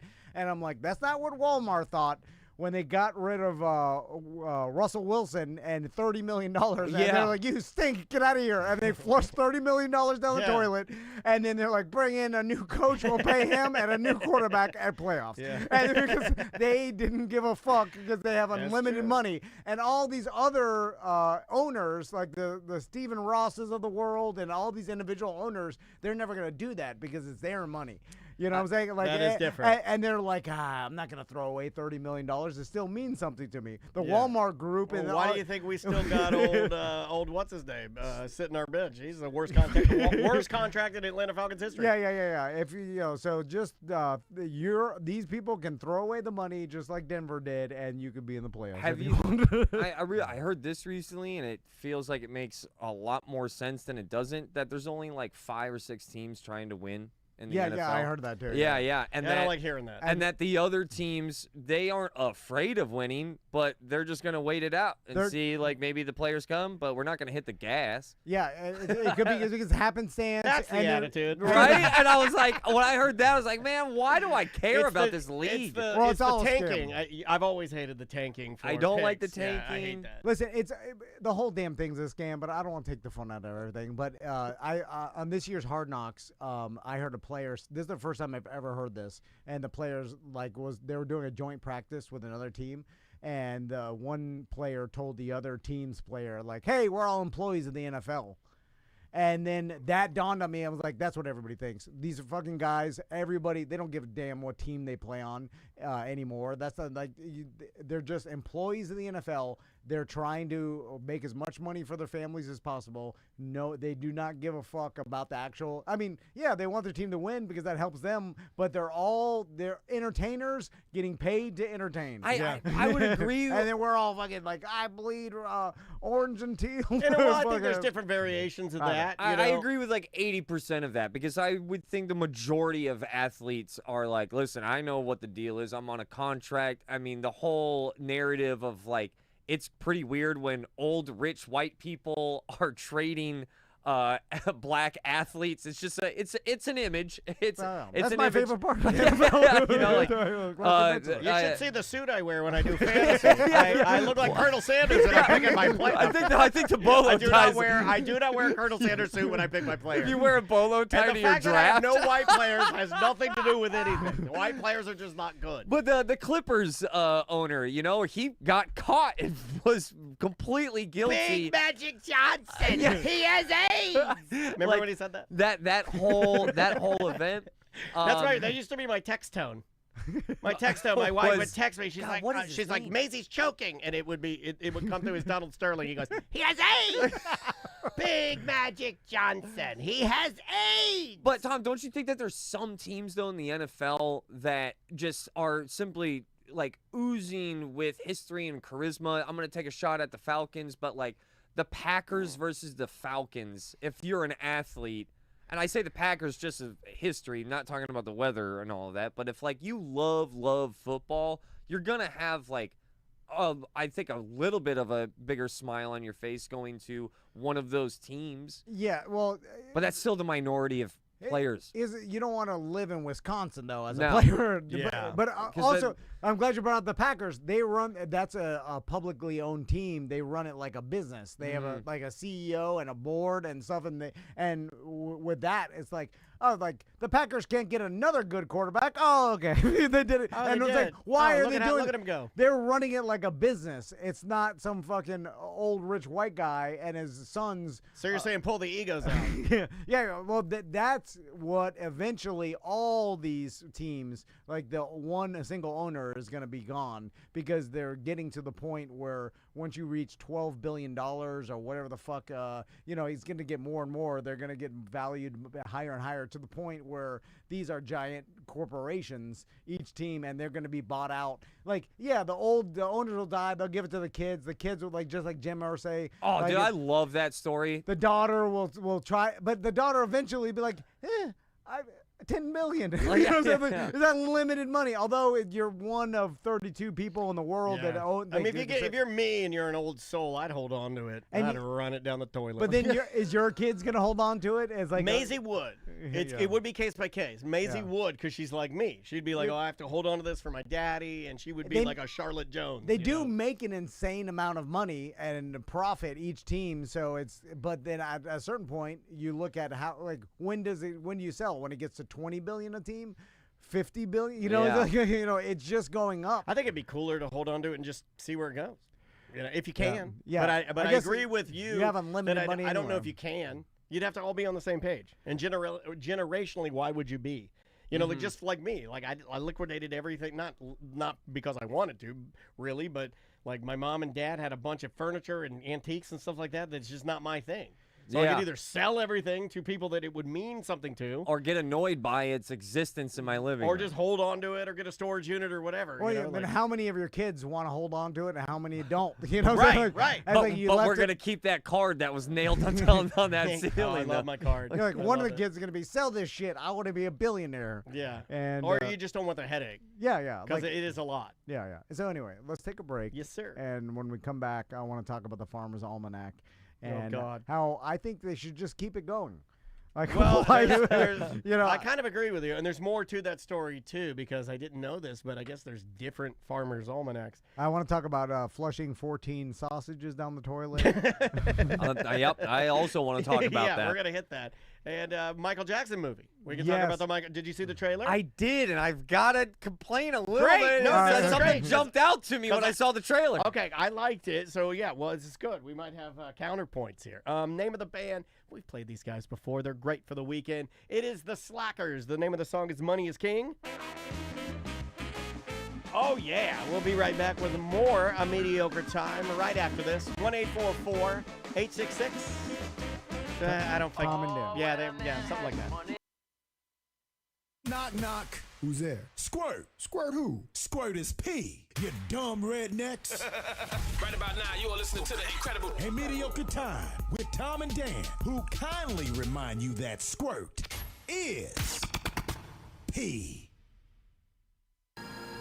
There you go. Common Saints, Illusions, name of the song. Welcome back to A Mediocre Time with Tom and Dan. I am Dan. I'm Tom. We've got Ross Patchett here. I am happy to be here. You guys are the princes of Orlando, man. I don't know about that anymore. We're more like two old kings. You guys one are- little and fat, and the other, he's grumbly. What, the two unks of Orlando, then. I'll take an unk. All right, there we go. I'm more of a either a court jester or some sort of stable boy. Okay. Yeah. I'd like to be a good stable boy. I want to be a sound guy at a little country bar in a tiny town in like on the just a little town in Georgia. So that's what I want to do. What is the Farmer's Almanac exactly? Let me get my information on Farmer's Almanac. The Farmer's Almanac, at least as far as I know about the Farmer's Almanac, it was a little book that I came to discover as a young boy when we would go to Winn-Dixie, and my mom would be shopping. And if you were like a trash kid like me and Tom, when your mom's shopping, if she gave you enough rope, you could like walk away from her and explore the grocery store.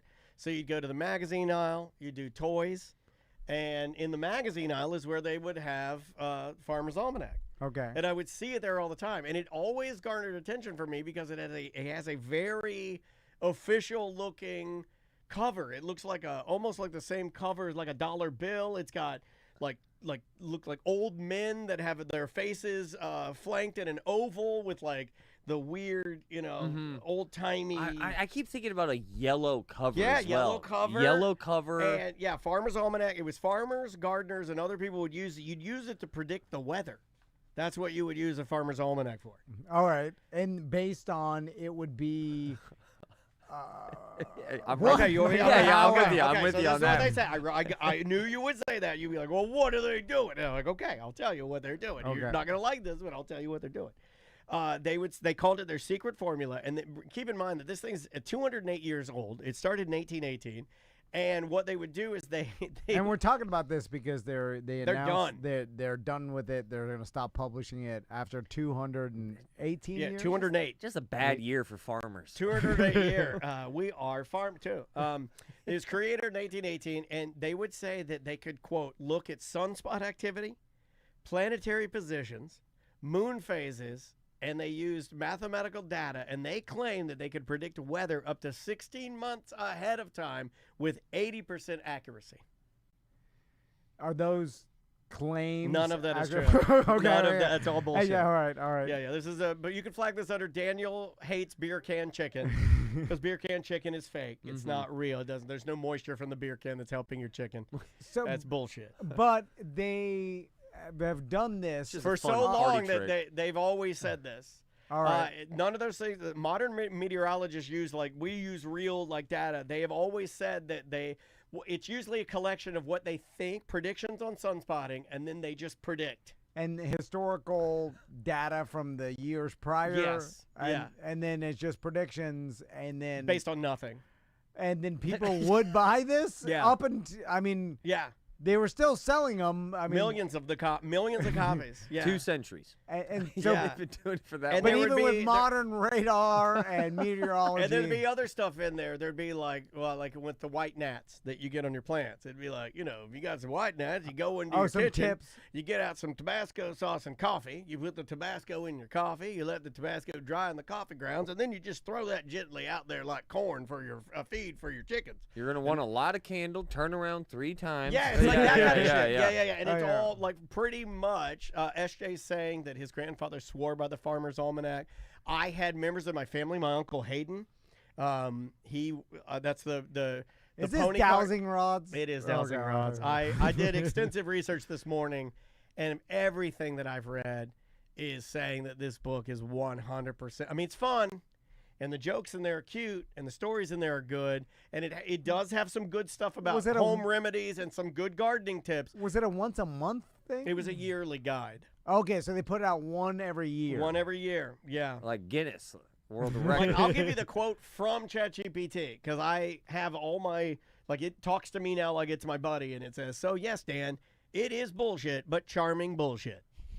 That's what ChatGPT says it is. Okay, all right. And that kind of makes sense because as a kid, I remember this, and there's a competitor to it.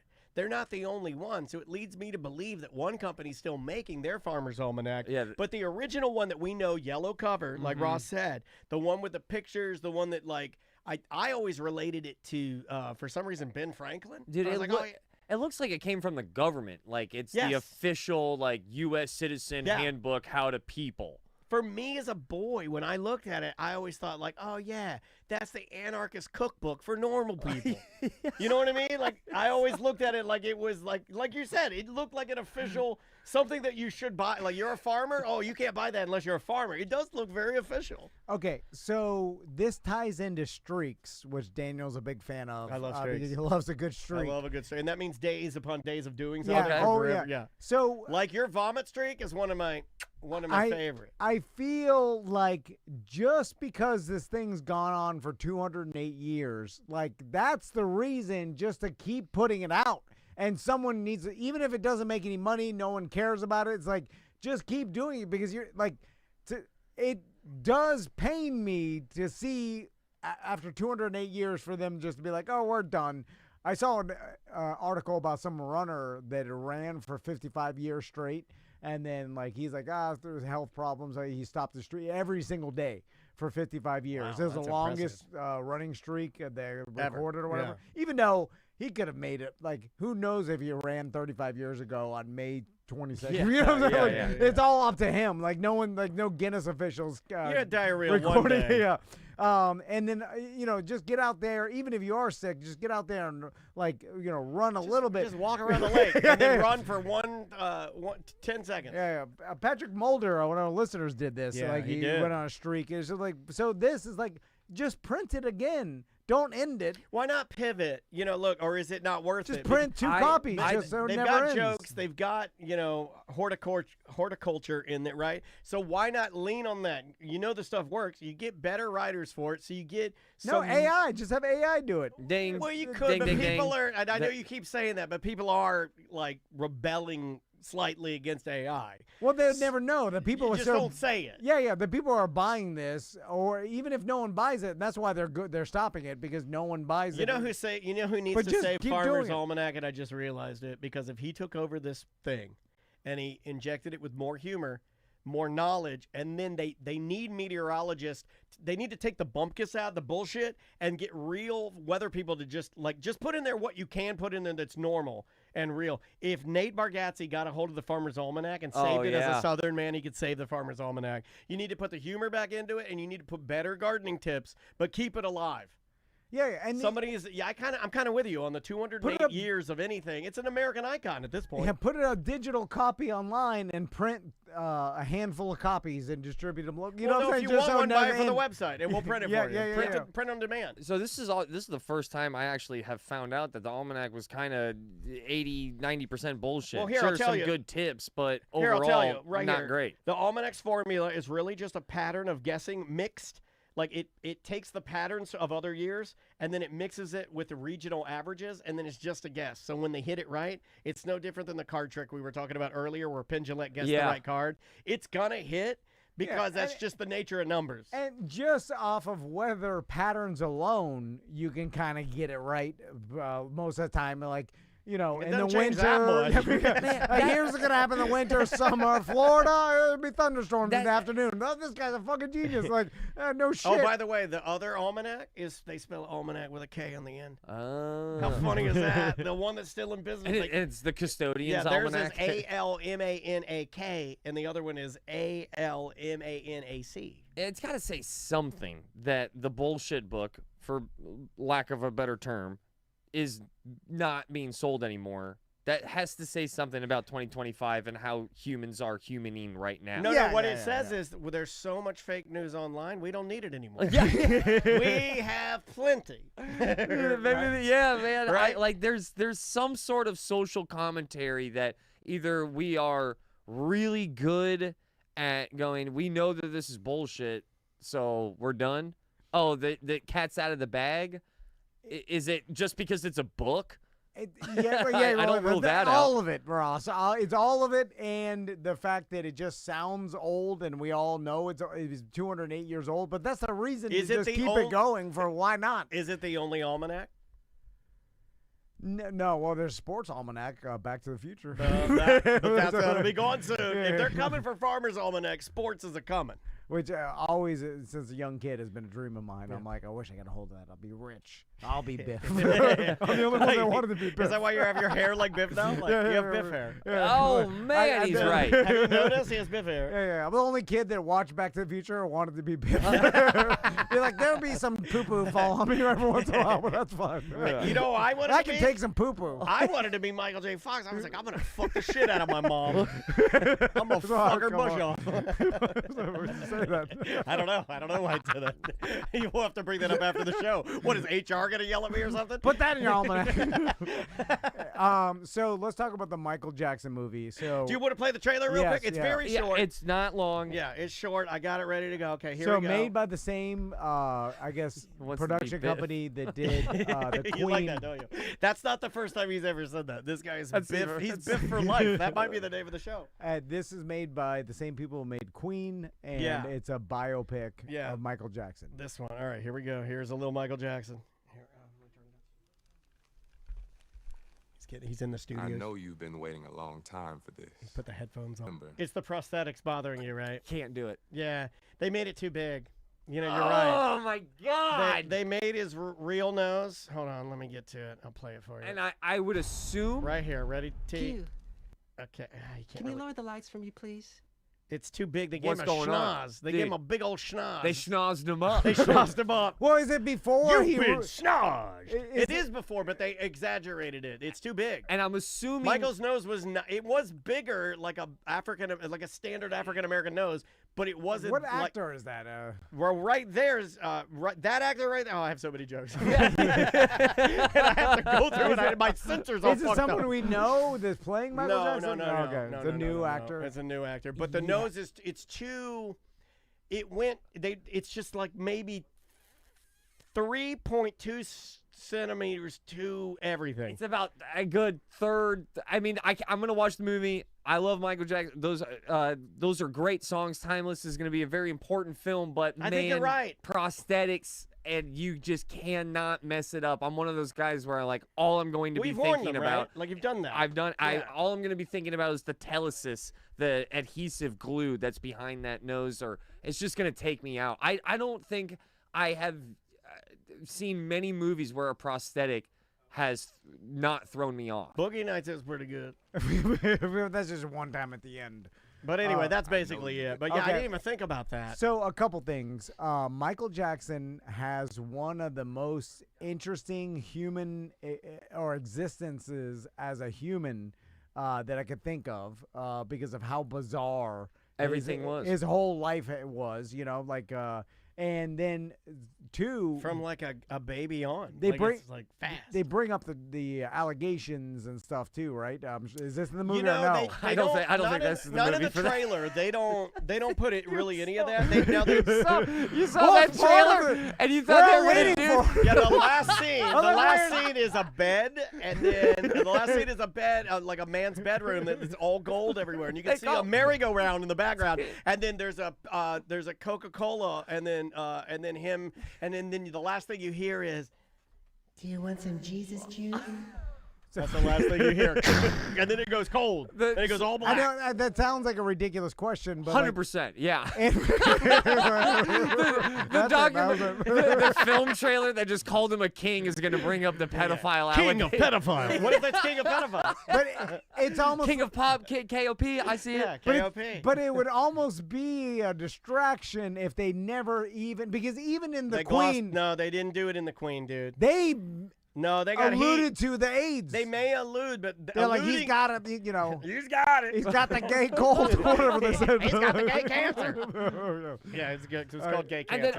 then I'm assuming when I first saw the schnoz on Michael Jackson here in this film is that the whole nose thing is because of his original nose, correct? That it was like his father's nose and he wanted to get away from it. He didn't like that nose. Yeah, And then yeah. plastic surgery to Yeah. his And he you mutilated change himself. you change the nose that beats the shit out of you. Yeah. I think, right? I mean, but also I mean that seriously. that was he dyed his skin white, and Yeah, but so did Sammy Sosa, that's true. Yeah, my yeah. wife's favorite baseball player. I odd one. I feel like it wouldn't be as frowned upon as it was back then now if he just said, yeah, I dyed my skin white. Oh, I had plenty of my black friends dye their skin now. It's totally fine. Did you guys see the HBO doc talking about the allegations and all of that? I forgot what it's called. I know it's not called Yee Hee, but it's something like that. I did not, but no. I did not. We had a person, and what was the name of the podcast? One of the. It remember was the like Hollywood Connections with Fritz Coleman and. Oh yeah. My I mind's. remember. I don't know, man. I remember shit. The woman on that show. Yes, the woman on that show knows about this and What- worked with some survivors or victims, rather. Yeah, in the case, and then she remember on the show, she's like 100% he did it. Yeah, he's a monster. He's Yeah. a schnozzed up monster. Not that that means and then like in the documentary I heard, like brutal. Yeah, it's like whoa, this is it's like the OJ Well, documentary. give me something You watch the brutal O- without giving me some. There was one aspect of those documentaries that jumped out to me, and I'll never forget it. I remember all the accounts and all the storytelling, but when both parties, both victim and the Jackson family, can't deny that they were in the room by themselves for sleepovers, I didn't know that even the Jackson side of this argument is going, yeah, he would have sleepovers. Well, what the nothing hell kind happened. of sleepover would I be having if Andrea were in the room with me and the kids? Yeah, and it was just him and young boys. Yeah. Now it could be that he was so Peter wackadoo, whacked out. Yeah, Peter that he just wanted to be a kid. He was a weirdo. Like, you know what I'm saying? Like him talking, and be like, oh, that checks out. Like his personality does check out of like Well, maybe he's never wearing grow- a Captain Crunch jacket. For Christ's sake, you know? And his best friend is Macaulay Culkin. Yeah, but And Macaulay Culkin's been on record, thousands of times of going, nothing has ever happened. But like that footage, when you watch it, it jumps out to you. But Macaulay's not his type. Yeah, but then other people like, and then like, I guess you'd have to watch the trials. Like he did get, we didn't get convicted of it. That was the part where I disconnected from the Michael Jackson trials. I remember this. I remember when he had submitted something to, like they were covering it, and he said They took pictures of me, of my birthmarks, of my penis. like, and he was doing this whole thing. I did a little Mike Tyson there at the end. I'm sorry. And I was like, This is fair. I was like, I gotta detach. I can't, because I liked Michael Jackson. You see what I'm Yeah. saying? And I'm like, yeah, I gotta. I'm not. So I'm not gonna- it is a weird thing for all of humanity to deal with when there's like, okay, the OJ, I watched the OJ documentary, and after you watch that documentary, now it could Hold be on, that skewed. didn't happen. What? Ghost of Manu Bull says, the only thing I remember from the documentary was when a kid said Michael asked him to spread his butt cheeks so Michael could look into his butthole. We talked about that on the show. We did? Yeah. Oh, I blocked it out. That's how much I liked Michael Jackson. I blocked it out of my mind. That documentary goes that hard. Yeah. And then I've never even done that to my wife. Why would you want to see it? I don't know. Some people put things in there. Secret hideaway. I'm just curious. So, but like you watch the OJ documentary, and then you're like, oh shit, this thing portrays like this guy did murder him, like he was a murderer, and he didn't murder two people. But then it's like, then you watch old Naked Gun movies with OJ in it, or like, well, you know what I'm saying? There's like, can you listen to Michael Jackson's music but you can watch Naked Gun movies, just not naked Naked Gun movies. And then then you watch this documentary, and then is it tainted by all this shit? And then, or can you watch it and then just be like, man, this is a bizarre human's life that we all remember, and made this amazing music, but then he had these allegations that we still are all kind of confused by. We don't know how to feel collectively. Why would somebody do it give or us the not? cut and dry? Like, we need somebody to be like, There's no cut and dry. hey. It's blurry. Well, no, hold on. I Even miss, the OJ stuff is kind of still blurry, even though he did it. Yeah, well, I misremembered this. So apparently, if I'm gonna have to remember that he asked the kid to spread his butt cheek so he can look at his butthole, then I'd think that's bad. You should not do that. I guess there's not hardcore evidence. I guess there's just his hearsay. It's people testifying that he did this. Did you hear it? Tom is also right, and one of the biggest accusers, the backup dancer, who Michael Jackson actually helped out his career tremendously, and he testified. Wade, yeah. He testified and said nothing has ever happened. And guess who's chirping in this documentary, talking about hiding bloody underwear? It's Wade. Wade comes out, complete 180, and says, "Yeah, it did." Well, happen. everybody hides bloody underwear. Come on, let's settle down for a second before we start filling. It's just any I other hid bloody underwear this morning from Tom. I flushed them down our toilet. And if I was a kid and Michael Jackson asked to see my butthole, just like David Blaine, I just took it, dude. If any I'd be like, oh my God, all right. Dude, it is like David Blaine. If any celebrity, I'm talking, if right now, if he's skinnier now, if skinny now black comedian with dreads Bruce came in here and asked me to spread my butthole so he can look at it, I'd be like, okay, Bruce, I'm gay. Bruce, here comes my butthole. I was going to use Earthquake, but I don't think Earthquake would ever want to see a butthole. Yeah. Bruce is more of a butthole guy, I feel like. I guess we'll end with Antonio Brown getting extradited from Dubai. Dubai, United Arab Emirates, or whatever. He's my favorite football player. And not really, but I do love the spectacle. It is wild. For attempted murder. Now, Gilbert Arenas is my favorite basketball player right now, so I feel you. I feel you. Now, the little. Do you know what happened? Defending the monster. Do you want the song? So or do you do it abbreviated? Abbreviated because then I was like, attempted murder. What kind of attempted murder? Do you want to know what he did? Yes. Okay. On May 16th, 2025, during an influencer boxing event in Miami's Little Haiti neighborhood, Antonio Brown allegedly got into a fist fight with Zulkarnain Kwame Natambo. White people, am I right? Good Lord. Why couldn't it have been a Jim Brown? I should have named Tommy that. Just for comedy. Kwame Natambo Van. Following the altercation, Brown allegedly, this is the part that is wild, Brown allegedly grabbed a handgun from a security officer, then firing... It was his own bodyguard, I think, or something like that. Okay, yeah. So he fired 2 shots, grazing Natambu's neck. Brown was briefly detained but released when police could not locate a weapon. Shell casings and empty holster were recovered. A warrant for second-degree attempted murder was issued a day before my birthday, June 11th, 2025. Brown was located in Dubai, United Arab Emirates, and arrested by U.S. Marshals yesterday. He was extradited to the U.S. in Essex County, Jersey, before making his way to Miami-Dade County for trial. Hopefully this is televised.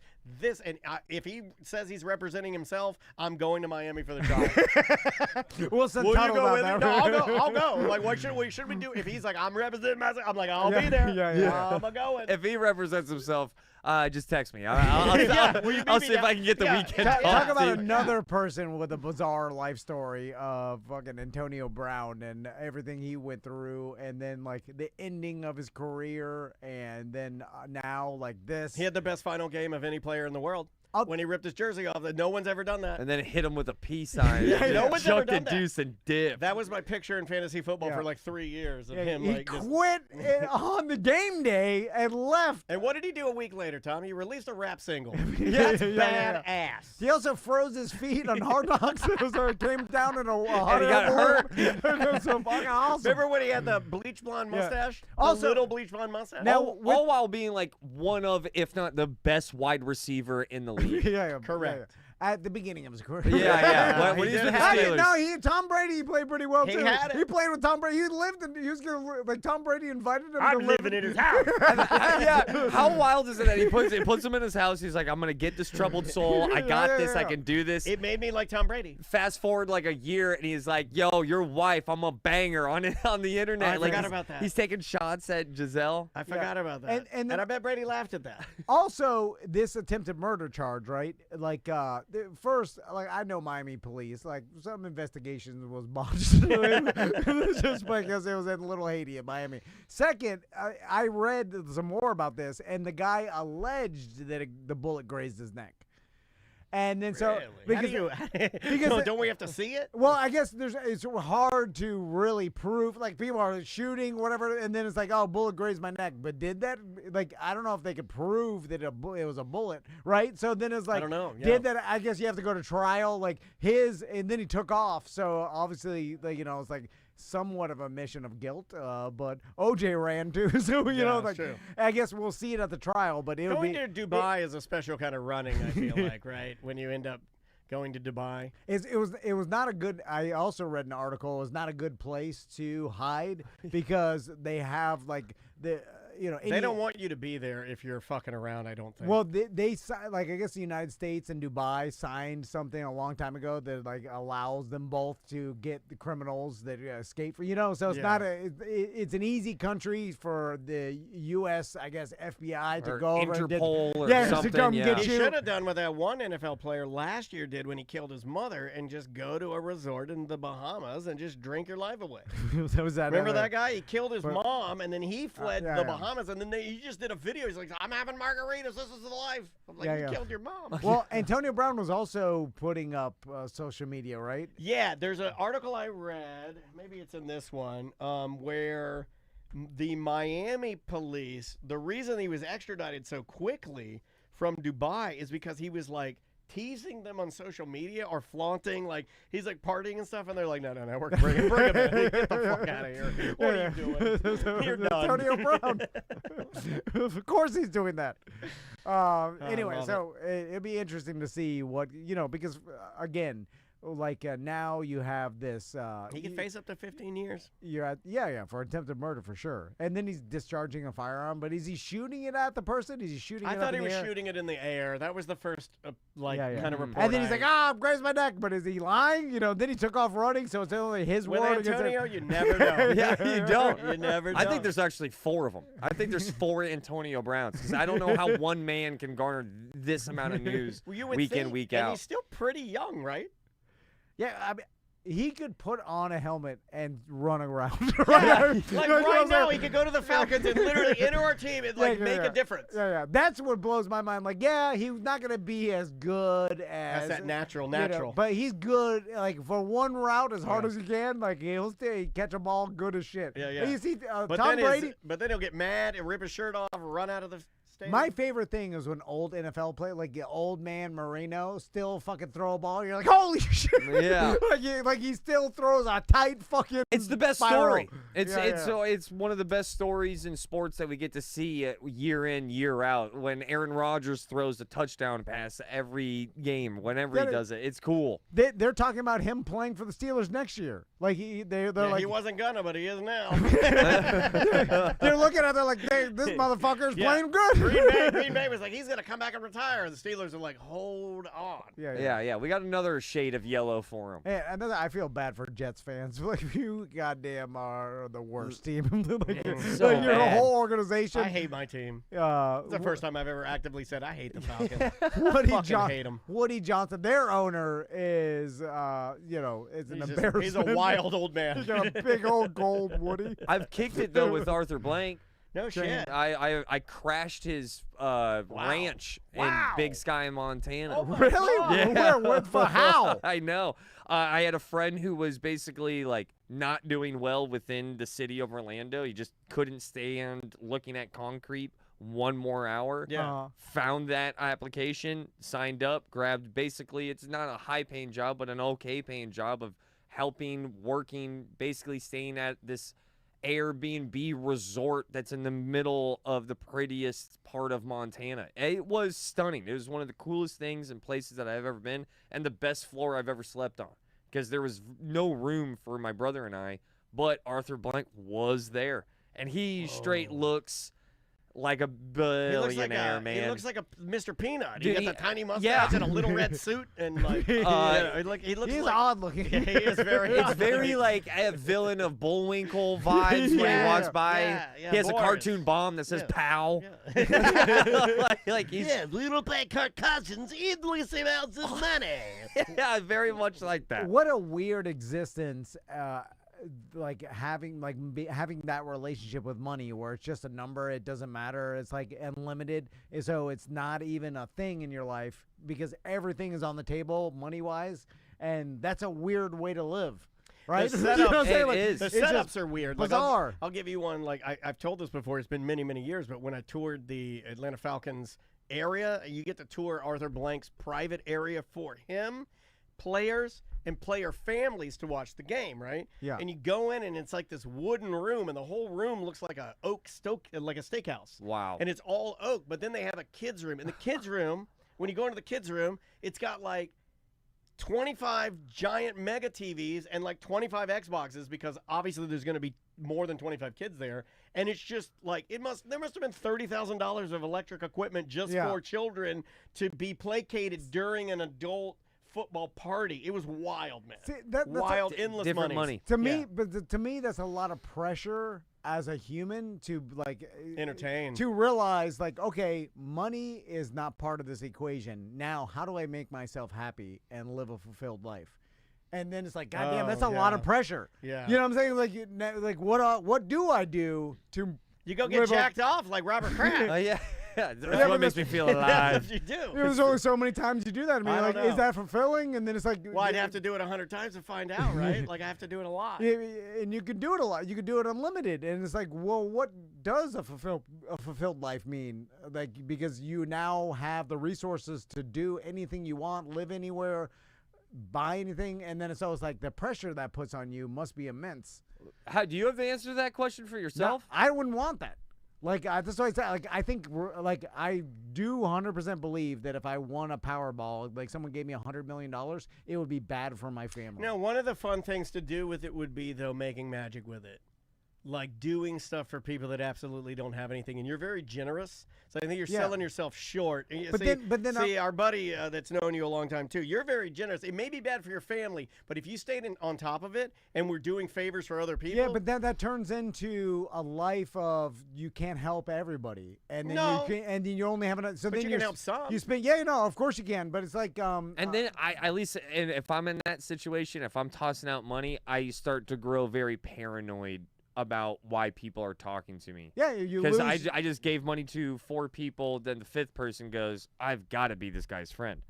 Yeah, of course. Yeah. And then it's not about my value or my character. You lose who you are, and then it's just the money, and then you're like, is everybody around me for the money? It's a bizarre way to live. I've always wanted to get to a point. I know everybody's like, oh, I'll take that. I know I would too, but it's like you got to look at the actual weirdness of it. It would be a BC AC moment for sure, like a big timeline. Like before I had this money, I could talk to people and trust them. After having this money, it's just me, myself, and my family. And then have you cursed your kids? Because now your kids in the back of their head, they know like no adversity. They have they have unlimited money, and even manufacturing and adversity is hard to do for your kids. I'm trying to do it, and then it's like it's hard to do. It's hard to force them into hard situations. It's like if they don't need to be in a hard situation. I heard Shaq say this, and I've heard multiple celebrities say this: is that like, no, you're not rich,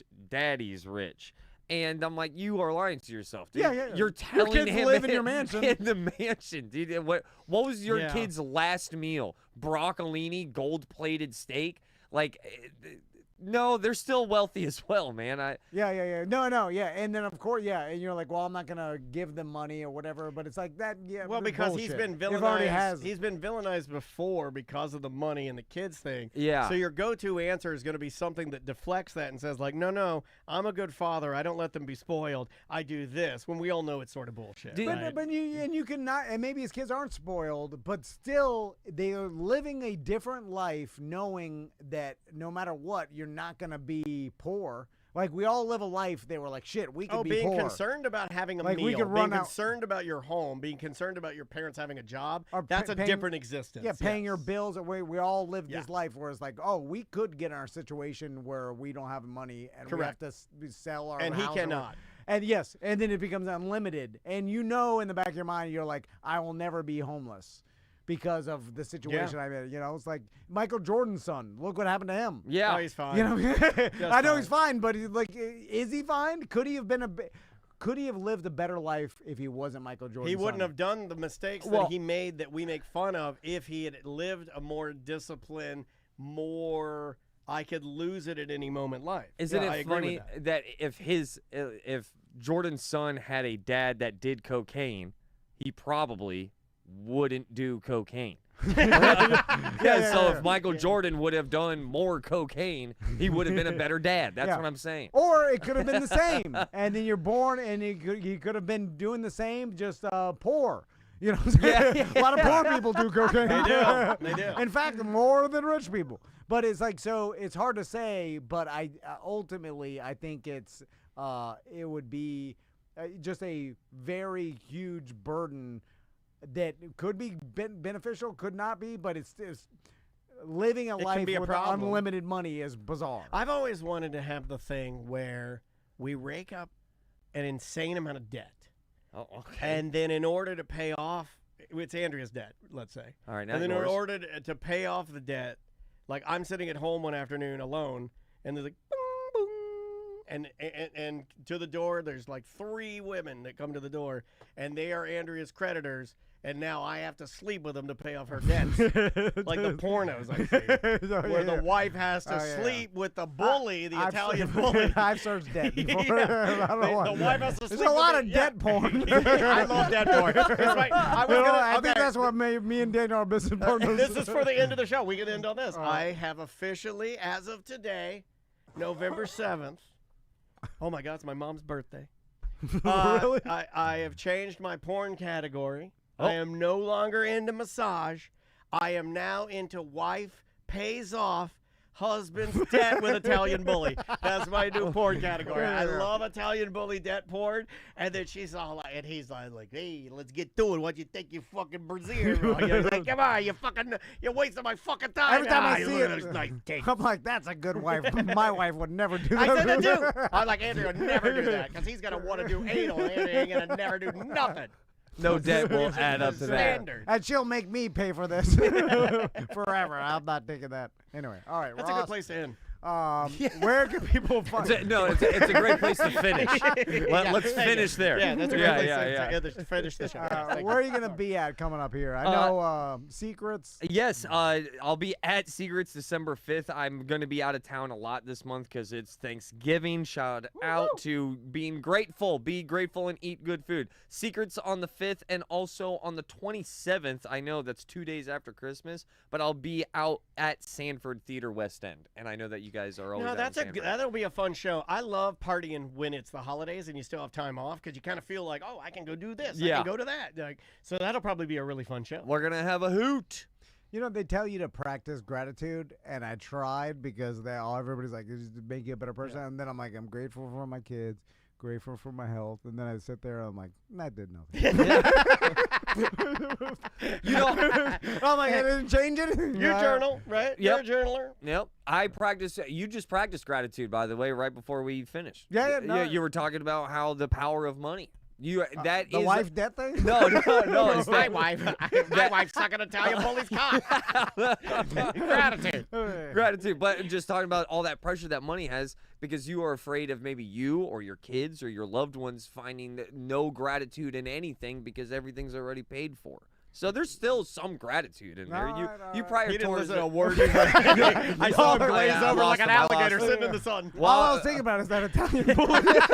I'm like, what did he do to me? The thing I like about that is when he's pushing her face out of the pillows. I'm like, my, that is wild. He's bullying her now. Yeah. And then, I would hope my wife would stay at that house long enough so the pillow marks aren't on her face when she comes home. I don't want her picking up Maisie with pillow marks on her face. What's your social media, Ross? Ross Patchett on Instagram, Facebook. I have a TikTok, YouTube. Check out Good Sauce with Ross and Joel. Our episodes keep getting better and better. Hit subscribe. Yep. I would love some more ears over there. There you go. It's a lot of fun, and I really believe in it. So there you go. No, 100%. We appreciate you, man. Thank you for being here. Always a pleasure. Yep. Love to you and the family. Guys, is there anything else we need to say? Oh, Olaf, thanks for being here, buddy. Yeah. Lifelong friend of the show. Olaf is here today. Thank you for stopping by, man. Anything else we need to tell anybody? We'll see you at our events coming up November 22nd and 23rd. Beer Fest. Limited edition gift bag. Hey, hey. Please come by, hang out with us. Say